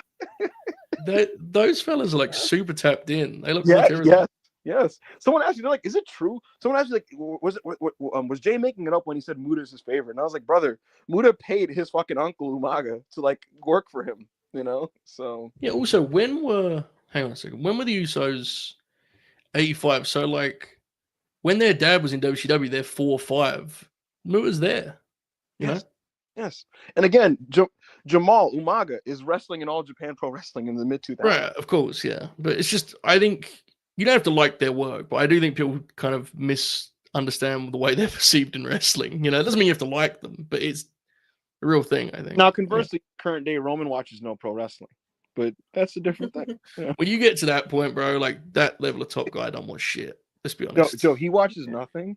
And beyond that, there are people like on TVs that he's on that he doesn't know. Yeah. Which is beast, honestly. Imagine you're Roman Reigns and you have to know the name of fucking Grayson Waller. Like, like, why would you? They'll never make me hate him, Anna. They'll never make me hate him. I'm on his side on that one, So just imagine Roman backstage while like SmackDown's on the monitor, and he's just like scrolling his phone, looking at like workout videos or some shit, you know. Like, Meanwhile, DIY taking flatbacks out there trying their best. fucking Spanish flies to the floor and shit, and he's just kind of like, hey, Paul, do you think maybe we go to El Ristorante tonight, or maybe we go to Casa del or whatever? He's like, what do you think? You know, just like he's hitting up his wife, just sort of like he's setting the mood and shit. Do you think there's ever been a situation like, Roman is walking backstage and like a wrestler goes to say hi to him and he's just kind of like, oh, it's a fan, hello. Well, people don't say hi at Big Rome anymore. I spoke You don't dare. I spoke to a talent at SmackDown a year and a half ago about this, and they said to me, they're like, Roman before the pandemic was the guy who was like watching everything, high-fiving everybody, team leader, team captain in the locker room, helping guys, giving advice. And now he very much is, and not in like a malicious way, but very much now, he's very much in his own zone, and he's kind of just comes to TV, and he very much feels like the character Roman, like backstage too. Yeah. And like so he'll take that backstage with him. So like he'll be talking to Heyman and shit. And like very much like if you say something to him, he'll like just look at Heyman and Heyman will say something to you. And it's like, all right, man, you know. People don't see him, right? Like not that much. TV the same week as him, you don't. He just isn't around like that. No, the most people talked to Roman was so the night of Mania 40, Joe. Roman goes to the back. He says some things to people in Gorilla. He's walking through as he's leaving. This is before Cody gets there because he doesn't wait for Cody to like talk to Cody. And he's leaving, and people are running up to him basically like, because a lot of the talent, they don't know what's going on with Rome, so they think like he's about to retire or like it's like it's almost over. So people are running to him to like thank him, like in general. And he's just kind of like, he was like, that was the first time he was engaging with the talent in a while. And he basically told him like, yeah, man, like, yeah, no, you know, I'm doing my thing. You know what I do? You know what I do, man? Yeah, look. And he told the talent like, yeah, Jacob's coming in and I'm gonna help him out. And he basically saying like, I think I'm done after that. And people are like, oh, really? He's like, yeah, I think I'm done after that. I don't need it. And he was just saying. It would be him real. He was too nice for too long. It would be him real. Like he did it. Yeah. He should have told him to go fuck themselves and let him do that dog food thing with Corbin. Oh man, yeah.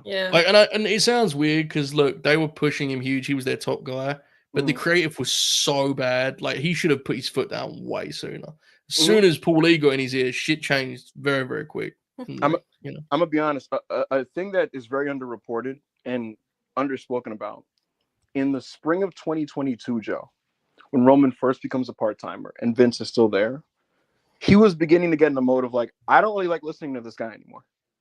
Yeah. And to limit myself from having to do that too much, I'm beginning to wind down here. I'm going to pick a guy to lose to. I'm going to see if I can get this Dwayne match off, and I'm going to just stop wrestling. That was his mindset. Mm-hmm. Yeah. Interesting. He's had a really interesting career. I think everyone's opinion on him is all over the ball, but I think when when time's there and it's 20, 30 years later, I think it'd be a really interesting subject for a true look at it. Not like an in-house A&E thing, like a real project, but I think it'd be interesting. Yep. Big Rome. Aaron Johnson, $6. It has to be like this, but I think they're going to strap a rocket to Lash. I don't know about that. I would be very objective. I really like her, but I'm just saying, like, in ring, how does she compare to the top women who are now in the main roster? You know what I mean? She does have the unique appeal of the size and the charisma. So what I do think is I'm going to give her a chance because they loved her match with Piper, and I do think she'll do well. They'll give her a chance. How that results long term will kind of be what you said, Anna, in the sense that here's the thing. You don't have to apply a lot of brain power, Joe, to like putting Roxanne on TV. They're booking her tonight against Io Sky. And that's because they know, just let them go out there for 13 minutes. You don't got to like really think about it. You know what I mean? Whereas like someone like a Lash Legend, you have to like sit down and huddle, like, how do we present her? How do we make sure she's over? How do we make sure in the match, like we highlight these things and we have commentary say these things and what angle do we do next to her? Like that's a more delicate thing rather than, go ahead, Roxanne. You're Roxanne Perez. I don't got to worry about you. You're going to wrestle EO. It'll go do a DQ and we'll shoot the angle for the tag. Like, does that make sense? It's a very different. Yeah. And it's something I think they've struggled with in recent months. Like projects that are actual projects and not ready-made main event talent. Yeah. But I really like her and I do wish to see like more of her. Ish 999. I'm filing a complaint to HR because of Ibu. Me too, He's bro. good. Me too. Start I don't know time what got he moved, did, but you know? like hell yeah. Yeah. Thank you for the super chat, Ish. Thank you. Yeah. Maps fan 84 199. Was WWE trying to lure Trump to WrestleMania? 100%. There was rumors that he was gonna be there. No, like I remember like the day before or something. There was whispers. Allegedly, it was never a planned thing, but I mean, you never know with these fucking people. Never. He saw the card and was like, "Nah, bro, I'm good. Hit me up for SummerSlam." Hunter, you told me there was gonna be a lot of big things on this card. I was about to do a Trump impression, and I realized I can't do a Trump impression. Yeah, you started one. I did a thing. I lost confidence 3 words in. I was like, nah. Who's Trump's favorite mid carder that like just can't believe Hunter ain't giving him a shove yet? Just waiting for it to break out of the pack. Who do you think it is? I think Trump would like this is a hilarious topic, but I feel like you look at Jacob Fatu and be like, this guy.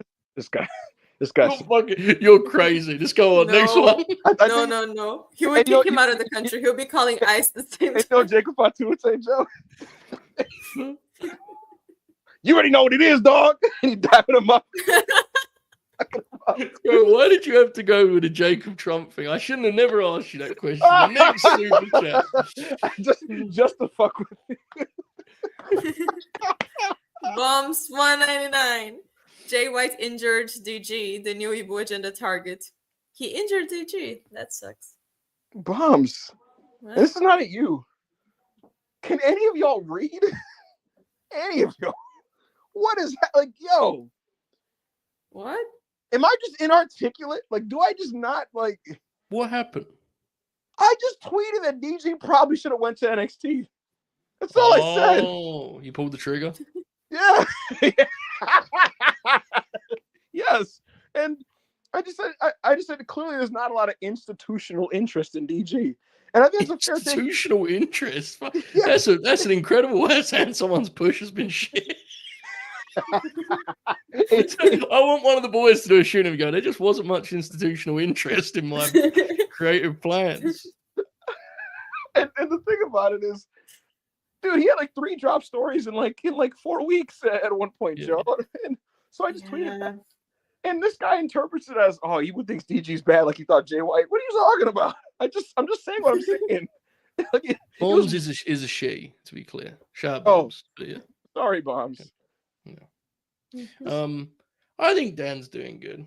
I mean, he's talented, so he's not gonna do bad.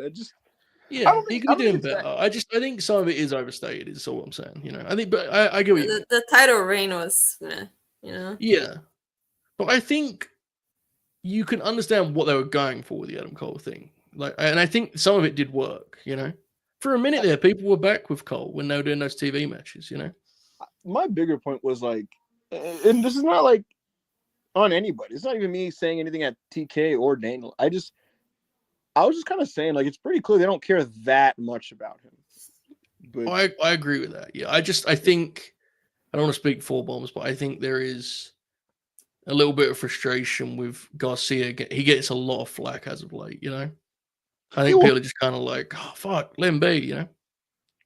Maybe I don't have anything against it. Daniel Garcia. I know you don't, obviously not, but you got sometimes these. It goes back and forth. The conversation, doesn't it? Mm-hmm. And I think Garcia, has had a pretty up and down run of form. But I think you could very easily say, if Garcia's biggest crime was a 2 3/4 with Adam Cole, then we got bigger fish to fry. Yeah, I agree. Yeah, but the NXT thing's hard to read, and we had our opinion on it then, and that's that. We'll move on. Mm-hmm. It is funny that like being ex AEW now in WWE is like a protective barrier for you, And, Yeah. I'm waiting for the day, Joe, when like someone backstage just goes full Bradshaw out of like the WWE people, and just starts getting territorial and tribalistic about that, Like which wrestler, Joe, in WWE is most likely to like be like, enough already with these fucking people, and like just be mean to like the newest recruit? You put me in a tough spot there. Damian Priest. Them being in Hunters, you're like, I just don't think these guys could work, man. I don't know. Shout out to the big man. Good grappler. I like Damian Priest. You like Ricky Starks, Hunter? And I'm just being like, I mean, I do. I signed him. You know, he's kind of small, man. He's kind of small. You know, I don't know if he has. Yeah. give him Miz, man. You know, like just worm. You know, just working the boss a little bit in the back. You know, I like that one. I'm gonna headcanon it into reality. Is the Barry 94 $2? What does the industry look like 10 years from now? Oh my god. Cinema. Cool, blimey.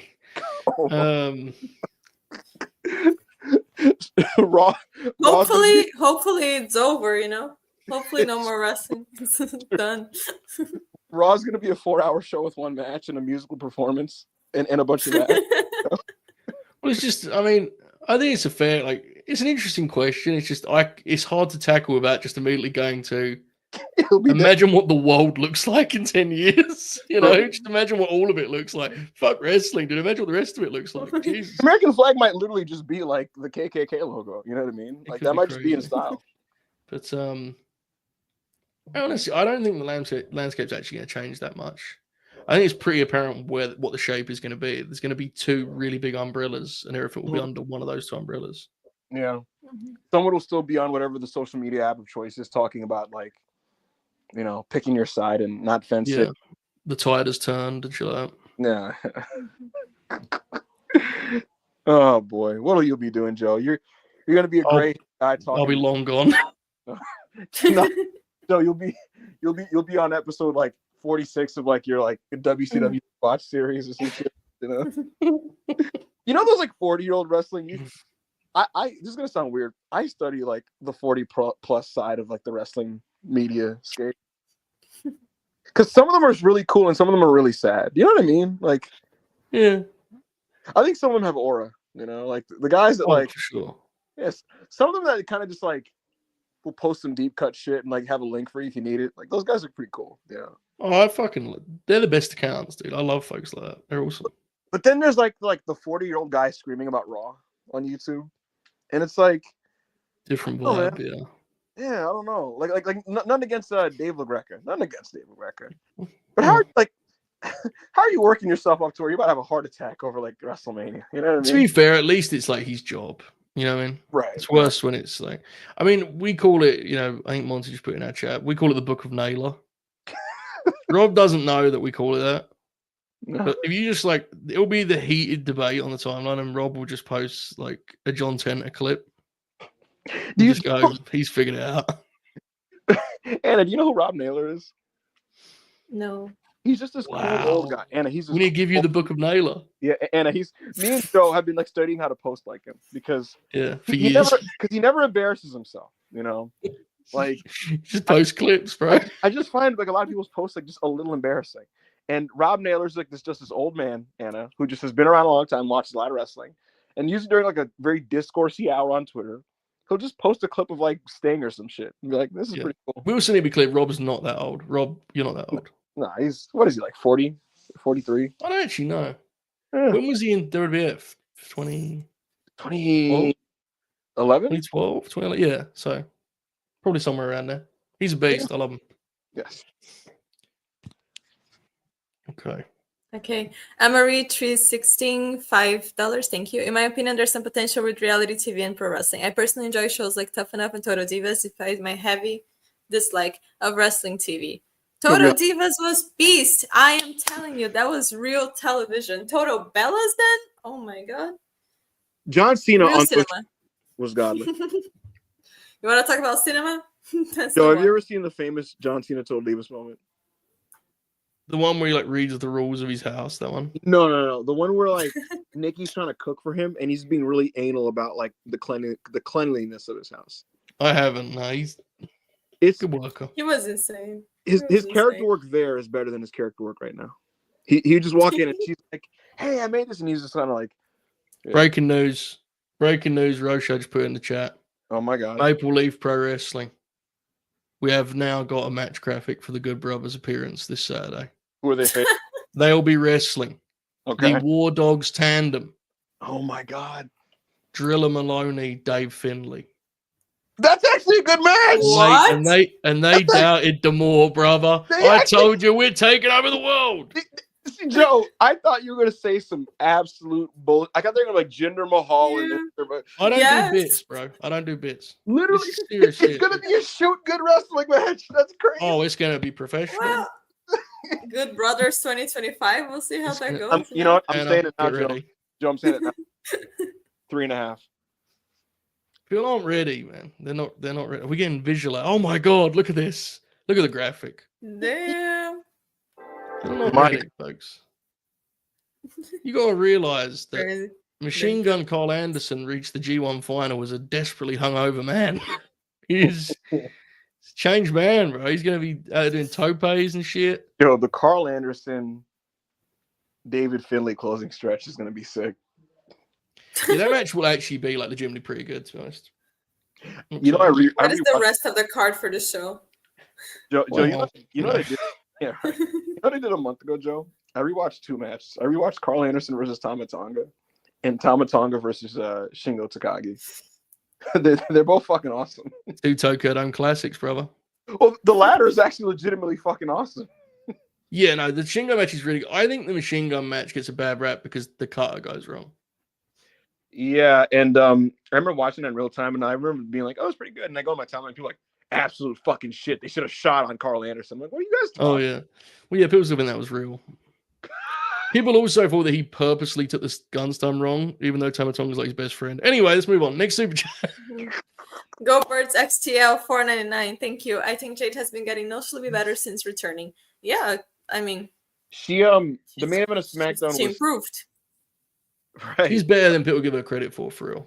Yeah. I do think now it's gone a little over the top in terms of litigating where she's at as a wrestler and like over scrutinizing that, because Yeah. she comes out now, Joe, and I'll check my timeline while I'm at work, and people are just like, "Oh fuck, this is gonna be a disaster." I'm like, "It'll be fine, like relax," you know what I mean? Like oh Yeah, very few of her matches up there have actually been disasters. To be honest, with you. It hasn't really happened. they're all safely in the 2 range, and the people cheer, and then she poses and flexes. Like it'll be fine. Yeah. The question is just, can she raise above that level in the spots that matter on big spots? But on SmackDown, Joe, she was tagging with Tiffany against Nia and Naomi, and the formula was very simple. The babyfaces just took turns doing superhero spots, and it was fine. It was pretty good. So like, and Joe, coming out of it, people were like, "Oh my god, this wasn't a pile of shit." I'm like, well, of course it wouldn't be, man. Like, what the fuck? Like, Jesus, man, calm down. Like, people like they talk themselves into believing certain things sometimes. By the way, you know how I mentioned that bloodline thing on 2K? Okay. At one point, you play as Rikishi against Steve Austin. You know when they had the pape match after he ran him over? Yes. When Michael Cole calls Rikishi a pile of filth. A pile of filth is what he says on the video game commentary.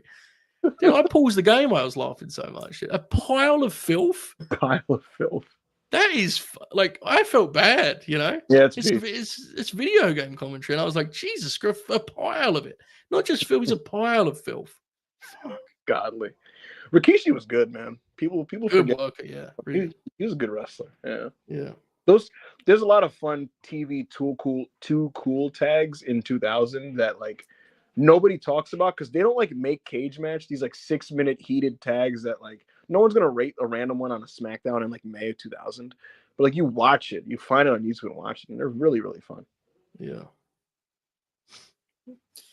Each 499. Will AW revisit Mercedes and Athena down the line, or will it simply be one and done? Actual question. I think they'll definitely revisit. Yeah. I don't know. They should. I would like them to. I think they obviously should. And we'll see. Hopefully they do. Yeah, probably will. To be Yeah. very honest. Dunk that, Bridges. Oh, that's a fucking foul. Sorry, continue. Okay. Hush 199. It's all good. Yoskai saves the day once again. The ace for a reason. It is funny Joe, Paul Levesque is starting to get very similar to 2022 Tony Khan, Joe, in every way possible. And similarly, you remember Joe when like the timeline would just be in a mood with AEW, and then they would just drop a graphic, and it would allow them like just a couple hours of breathing room. You know what I mean? Oh, I remember, yeah. Yeah. And yesterday it was just a lot of like, fuck these guys, and then they just dropped the Roxanne Io graphic, and a lot of people were like, "Oh my god, we're back!" It's like, Yeah. I feel like if you have to say we're back a lot, then you're not back. But that is the approach in the formula. So there you go. I think Roxanne's an excellent pro wrestler. Oh, And yeah. Joe, I watched your Big Two thing that you did last week, and it sucks. I watched the uncut feed of that NXT tag you saw, and the commercial was 3 minutes of what you were asking for, which was like extended heat and like double team heel moves from the heel of Roxy and Julia, and it's one of those things that like you would like get a kick out of seeing. And if you remember, I told you privately that like I actually liked Roxanne more, and it was because like, and I think Karan on the timeline called Roxanne the Hitman. She was just doing this like really like targeted attack on Rhea's legs. That was like really cool. This is a very well worked match, and in general, I just like how she wrestles. She gives me a lot of faith in very mature pro wrestling. Yeah, because like how tightly produced things are, the fact that her matches still have such distinct personality in terms of like her touches that she puts on them, I really like that. I appreciate that. Yeah, and that Rhea match, it was basically just her strategically dissecting how do I beat a woman that is taller and larger and stronger than me. Right. And there was a through line from beginning to end on how to approach that. That was really cool to see. So it's really well done. Very smart performer. Jacob Donnelly, $2. Thank you. Ibu, thoughts on the next season now that it's over? They went all in on two players that they thought were going to take them to the next level, and the team would largely they won one extra game than they did the year before. But truthfully, they're not a team I'm very proud of. New York teams, identity-wise, they're supposed to be cold-weather teams. They're supposed to be rugged teams that are tough, that play great defense, that don't back down, that fight with people. And this Knicks team is a fucking soft team. Like, I'm watching niggas stand over players after bumping them, and I'm like, punch him in the fucking mouth. What are you doing? So I can't get down with bitch teams. They don't represent me and what I'm about in my household. And that's the most New York thing you've ever said. and like sports teams they take the identity of the city that they represent. I've always believed this. And LA is glamour, it's good weather, it's Hollywood. Those teams need to be Hollywood, polished, sexy, exciting, full of star players. New York teams, they're underdogs, they're cold, they're not pretty, they win in ugly ways. And that was the Knicks historically. Last year's Knicks team, not super talented, but they could kick your fucking ass, and they don't back down. This Knicks team, they're just a bunch of fucking bitches. As I'm watching them right now, turn the ball over. They're not going to win this series against the Celtics, and they should fire their coach Tom Thibodeau. That's the answer to your question, Jacob Donnelly. Emery 316, $2. Thank you. I really missed WWE home video, to be honest. I agree. Yeah, they had some truly great releases. They did some really good stuff, and that stuff had a I don't want to be sentimental about, especially the World Wrestling Federation, but some of that stuff had like a real spirit to it. Yeah. Even if, at root, it's all, still wrestling. Like, it would put a nice dress on occasionally, I almost spit out my water. It's true, though. It's just, sometimes. Just move on. It's a nice dress. Ibo, it's your friend. You can read the name. Oh, boy. Jesus Christ. Give me Backshot's Solomonster. Yeah. Who has the best in-ring chemistry WWE with EO? Ooh, in WWE? Bianca has a nice dynamic with her that I like. I don't know overall. Do you have an answer to this, Joe Holbert? I mean, no, but I feel like she just kind of does her thing with people, even if there's not a like. Here's one. What's up? Lyra Valkyria. Ooh, I do like their Mhm. matches, and I think their next one will be Like, their. yeah, if we're talking like NXT period, if we were having this conversation 4 years ago, I don't know if we know when, Mhm. I would have said Candice LeRae, Oh but yeah. now it's over in that side. And Oh yeah. so yeah, I just think she just works with everyone very well, you know. Mhm. So it's a bit hard, and there hasn't been like many people she had multiple matches, like memorable matches with, like multiple, like wow, you know, like an actual story against someone. Mm. So Yeah. it's a bit hard. I It remember Short when though, she was a Lily. young gun, when she was a rookie in WWE, still finding her way. And when Alexa Bliss showed her the ropes in that Raw main event they had, got to slow down, you know? Joe, I feel that It's just a different business. You know what I'm talking about, Ibis? You remember this?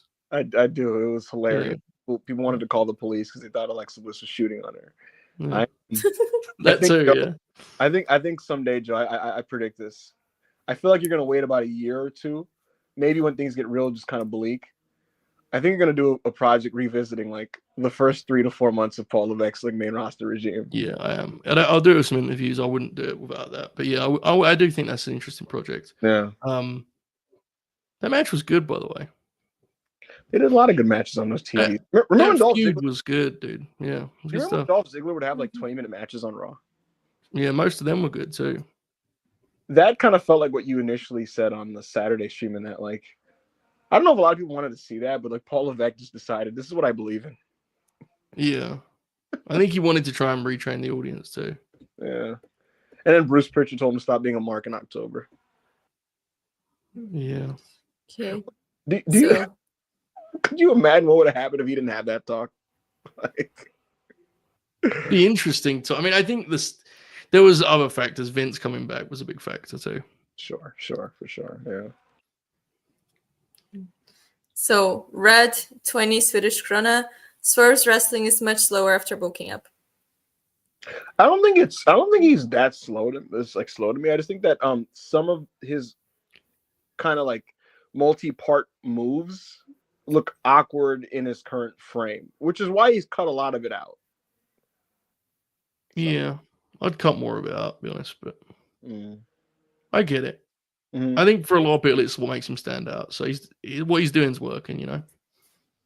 It feels like those people that know what I'm talking about will know what I'm talking about. But Zach from Mighty Morphin Power Rangers seasons 1 and 2, the black guy on the cast, his fighting style was called hip hop keto, and literally, Joe, he would fight.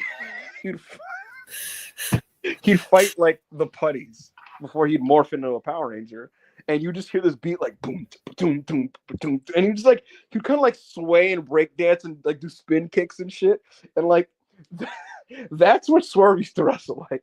He wrestled like he was doing hip hop keto, like he would like backflipping and spin and like kind of like do the robot with his arms and shoulders, and then like kick a guy, and it's like, all right, that's interesting, you know? Okay. Let me see. Hop. That's Yeah. Black Yakuza said, I remember that.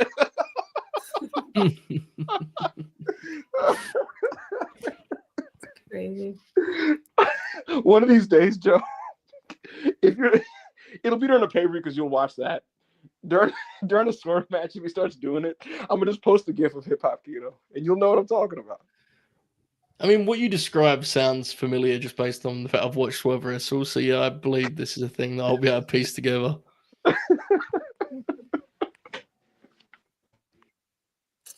Oh yeah. Maps fan 84 199. Thank you. Favorite Ed Kingston match in AEW. I mean, it has to be Brian for me. Like the Rampage one. I got a ton. I mean, the first Brian match, the last Brian match, the Punk match, the Jericho match, dude, the Jericho match at Revolution, the Miro match in Chicago, mm-hmm. The Daniel Garcia stuff. Yes, excellent. Eddie's first year and a half in AEW, I thought like he didn't miss at all.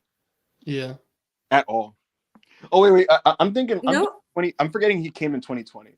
So like when the crowds came back, right? Yeah, crowds back until about like 2022, some point in that year, he just did not fucking miss.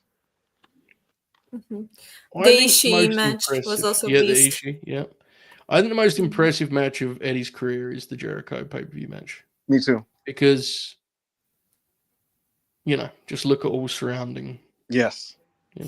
And I think Jericho did good stuff as Ring of Honor champ, but I thought that was like remarkable considering the form going into it. So I've decided. By the way, the Bucks match, the kid just brought it up. The Bucks tag. Yeah. I watched that back last week in Self-Made. I've decided a new take, Joe. The Ishii match is the actual beginning of the end. That was when Eddie started. Yeah, because they did the chops. Yeah. That was when he started having fake good matches. I I miss him though, dude. I really do miss him. I've noticed. I remember, Joe, that weekend there were people trying to say that match is better than the Gunther Sheamus match that happened like the day before. Oh, no. That was very funny. Yeah. I do love Eddie and I miss him. I hope he comes back soon, and he is going to come. So I'm looking forward to that. Okay. Vernacular 199 Wrestling Sucks. What music have you all been on? I've been listening to Another K Tronada because I went to the concert, and especially his album with Amine. I don't know if you guys know Amine. So K Tramine, very good album, very good album. Especially Let's Talk About It. That song is just. I don't listen to any new music, dude. I think I stopped when I got to like 21. It's real bad. Like, I just listen to the same albums I liked then. Monty, if you're listening to this, what you just sent me, would we get smoked if we played that on air? Let me know now, because is it a Bubba Ray Dudley thing? Oh my god! Please, Monty, please tell me if we can. Let me see what he said. He said, "I don't know, man. Fuck, bro. Who's gonna sue us? Nickelodeon? Like, who even owns Power Rangers now? You know what I mean? Like Hasbro." Oh my god, you're playing that on the air? Okay, this will be interesting. Go for it, Monty. Put the video up. Worst comes to you can trim it out probably. So yeah, it will be all right. Oh my god! All right, you gotta put the sound on too. This was like a crazy political choice. But yeah, I don't listen to any new music, but I probably am listening to like Pusha T or Freddie Gibbs or something like that ilk. I've been listening to a lot of Alchemy. Freddie Gibbs is in a song on the album that I talked about, Joe. I think you would like it. There you go. Yeah. Monty, turn the sound. God. The sound has to be on. This is from the very first episode. Right. These two are mine.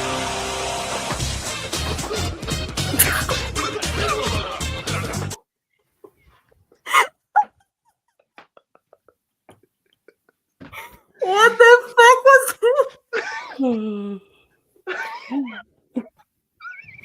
No way, that's real. No fucking word.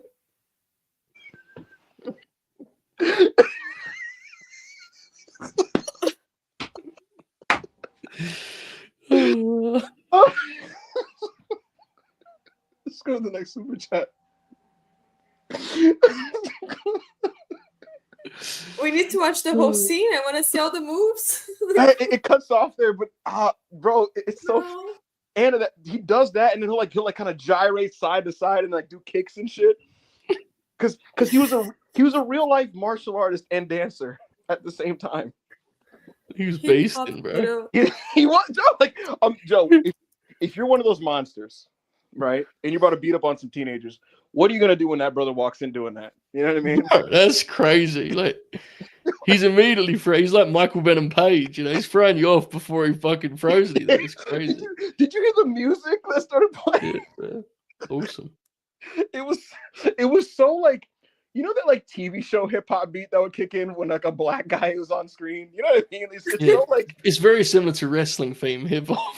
Yeah, you know exactly what I mean, right? It's very like the stereotypical black guy sitting down and like boom, boom, boom, boom.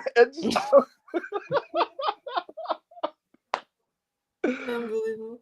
Oh my god.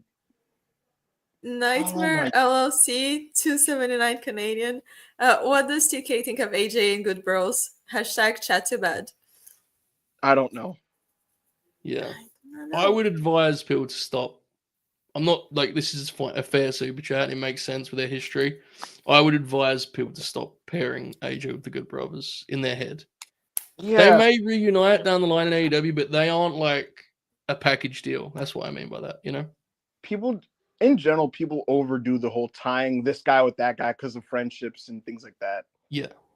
Relax. Gallows and Anderson are tied together, and will pretty much be that way now forever. AJ obviously his friend, like obviously, but it ain't like that. I can promise you, they ain't hitting AJ up on FaceTime being like, "You heard from Tony." It ain't like that, you know. It's just not. It's not the way it is. It's like when people fucking It's like when people fucking did this with Mia Shirakawa. Like, she's still coming even though. When people like people, she's still coming even though Mariah's leaving. It's like, dude, come on. Right. I mean, I think we all know Tony had a lot of fun with the Good Bros being around because they're unique characters to have at TV, you know? Yeah. That doesn't necessarily mean they're coming back in or like any of that stuff. I think he had a lot of fun with them at TV, and that's that. Mm-hmm. Adam Legend, $5. Xavier Woods used to do the hip hop keto bits in the Full Sail NXT, built from Angel Grove, California, and everything. That's the fiction. Can we find a video of that? Joe, are you seeing Please. this AEW thing? The Man Beast Rhino will appear live. I saw that in the group chat with the young kids, yeah. What the fuck? What? I guess if you notice what it says in the tweet, it says when AEW plus Ring of Honor return. Do you think he's gonna do the ROH taping? And probably it's just advertising the live. It's just, you know, what makes it funny, Joe, is it's just a bunch of badass ROH highlights. ROH, right? And they're in Detroit, so like he still looks like Rhino. Fuck it. I guess. All right.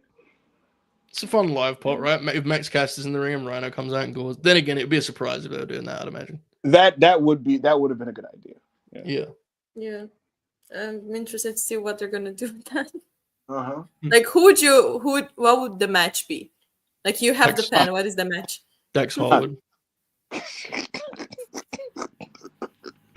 I'm gonna go on Cage Match and look at what the highest rated long Rhino singles matches. And I say that because Joe, I actually like Rhino a lot. Rhino's awesome, yeah. But if you ask me to like rattle off like what are my Rhino match tracks, I'm like, I don't fucking know. Yeah, he's not. That's not what he did as a wrestler. He gored people. Right. But he didn't have bad matches either, so it's like it's weird. No, he was very solid. Yeah, very solid. Yeah. Good role player. Yeah. Are we super chat? No, we're not. Yeah. Naja Shafe 199, Thoughts on Thunderbolts. I still need to watch it, but yeah, they already spoiled the name. I will no longer. Oh, go ahead, Joe. I'm sorry. That's fine. I saw it yesterday. I thought it was shockingly good. Shockingly so. Yeah. I'm hearing that it's good. Sorry, Ivo. Like, I was very much in my head, like, I'm not gonna watch a fucking Marvel movie in 2025. And then I saw everyone saying, like, it's actually pretty good, you know, really beast. I'm like, okay, well, guess I have to do that. Wake me up when Wolverine is on my screen. Florence Pugh's fucking awesome, dude. She's so good. Aaron Johnson, $2. There's no reason Ivo should be popping me here. True. Fair. Yeah. Agreed. That's the boys. No reason. Okay. Hush199, you got any scoops on Miro's next 3 to 5 months? Yes, actually. He's gonna wrestle Jey Uso for the World Heavyweight Championship. Worst match of the year incoming. You know what's funny, Joe? I will be there. Just, hell yeah. Joe, I revealed this on Twitter and like Fed Twitter, not like regular, like Fed Twitter. They were like, what the fuck? Oh, people hate him, bro. They hate him. What the heck? I was like, what? What's the problem? I saw someone earlier today in response to the Del Rio stuff, but well, they brought back Miro. Anything's possible. And it's like, what? Like, what the fuck is going on, man? Why do people hate this guy so much? Because he didn't want to lay down people in wrestling matches? And you know what? Because wrestling fans live and die with every match, he's facing Otis tonight. And like, even though that really should just be like a cute 5 minutes, I want that to be sick just so like these idiots can just like lay off this dude's back, man. So like, Dude. I will keep quiet in this conversation because I'm not a bro. At all. It's funny, if you just think he sucks, that's one thing. But the people that are like offended that he's political, it's like, no, I just think he sucks. Yeah, that's fine. That's fine. I just don't like when people act like he did a crime because he was political. Like, it's Like stupid. I tweeted like that Jay's gonna fight me, and people were like, "Why would they fucking do that?" I'm like, "Well, they don't have a bunch of fucking people to throw at." And meanwhile, they're doing a fucking Logan Paul match, dude. It's crazy. Like, who else would you throw at Jay Uso at this point? You know what I mean? Like, what the fuck? Man, I feel like they know that Jay Uso is not the kind of champion that it's like believable to go against the actual good wrestlers. So you know. I will say, Joe, I don't know what it says that they set up Jay and Logan and they did not have the guts to put it on Backlash. So I don't know what that means. Well, it's going to be already. You're going to read a report about it was a thing, a tactic because NBC wanted to Logan Paul. You already know this is going to come out in a couple of days. And do you buy it? It's an NBC thing, or do you buy that they're like, we don't want to fucking put that on? It's what they do, isn't it? It's what we do. That's what we do. The global audience. Ibu, read the name, please. Oh, you know what's funny? In the self-made Discord, there's like a button that screams that when you press it or whatever, you just hear, "Give me Backshot Solomon." So, that's very good. Very good. There you go. Nice. $2. Watch McAfee Gunter be better than Jay Gunter WrestleMania. I don't if want to hurt Gunter locks in, it might be. No, I was gonna say I don't want to hurt Joe's feelings, but I think it actively will be a better match. Like pretty. Yeah. I haven't rewatched the Jay match. Obviously, I was there. It was fun in Vegas.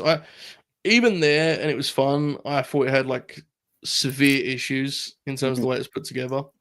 And even go ahead. No, I just thought it jumped. It did the same thing the title match did the next night. They jumped the middle. It went straight to falsies at like 8 minutes. Yeah. And then it like hurried home, and it was the opening match. It was weird. It was really now look again. You can think Jey Uso sucks, like that's fine, but I don't think the problem with it was like to me it was agented in a very strange way. Very bizarre match. I tweeted that, but even less about that. I said this on the Raw review, Joe. Pat McAfee is a far better promo / celebrity wrestler than he is as a commentator for whatever it's.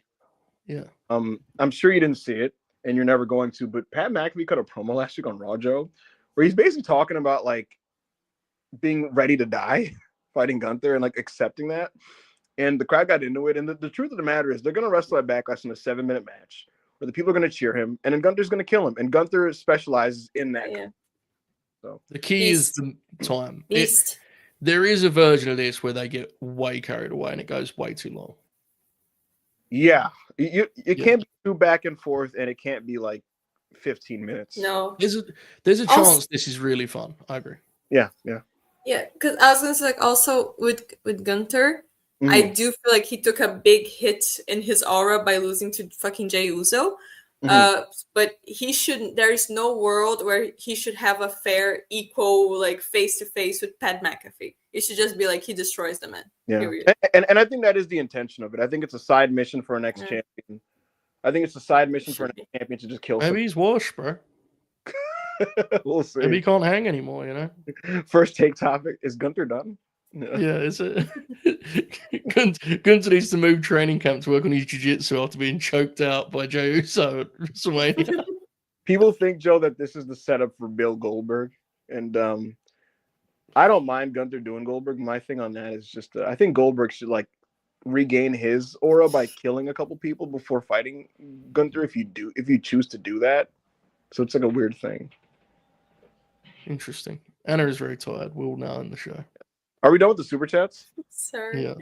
No, you're fine. I just read your private chat and then I looked back at the screen and you were yawning violently. I was like, oh my god, what have we done? I've been the whole show like controlling my yawns. I'm so sorry, guys. It's been a long day. Please, it's almost 2 a.m. Right, so it's late. Yeah. As I'm setting up these outros, Monty, please have the hip hop keto video. There's another super chat. Fuck. Okay. All right. So while you read Ryan Stachini, we're gonna finish this. Go for it. Go for it. Put it on the screen, Monty. Let's go. It would be so fun. We're calling it on the fly. Yeah. I'm just gonna read it from the chat. Ryan Sachini, $6.99 Canadian. Yes, super behind in the pod, but I didn't realize how much a feeler Undertaker is in LFG low. He fully believes in Bailey Age and Holyfield. Yeah, he's a big softy on the show. Holyfield. Yes, Holyfield. So yeah, that'll do worldwide. I wanted to play the hip hop keto video again, but Anna's like dying, so I'll go here. You can play the video again. That's okay by me. Yeah, You Monty, have the Monty permission. queued up. I'll be on the Raw review tomorrow. Yeah. We'll talk about Raw. I won't be watching it live because I'll be watching the Knicks try to hang with the Boston Celtics, and we'll see how that goes. But I'll talk about Raw tomorrow live, and hopefully the show is good and Roxanne has a killer match with Io Sky. But for Ibu, which is myself, for Anna, for Joe, this was Worldwide, and I'll catch you guys tomorrow. Good night.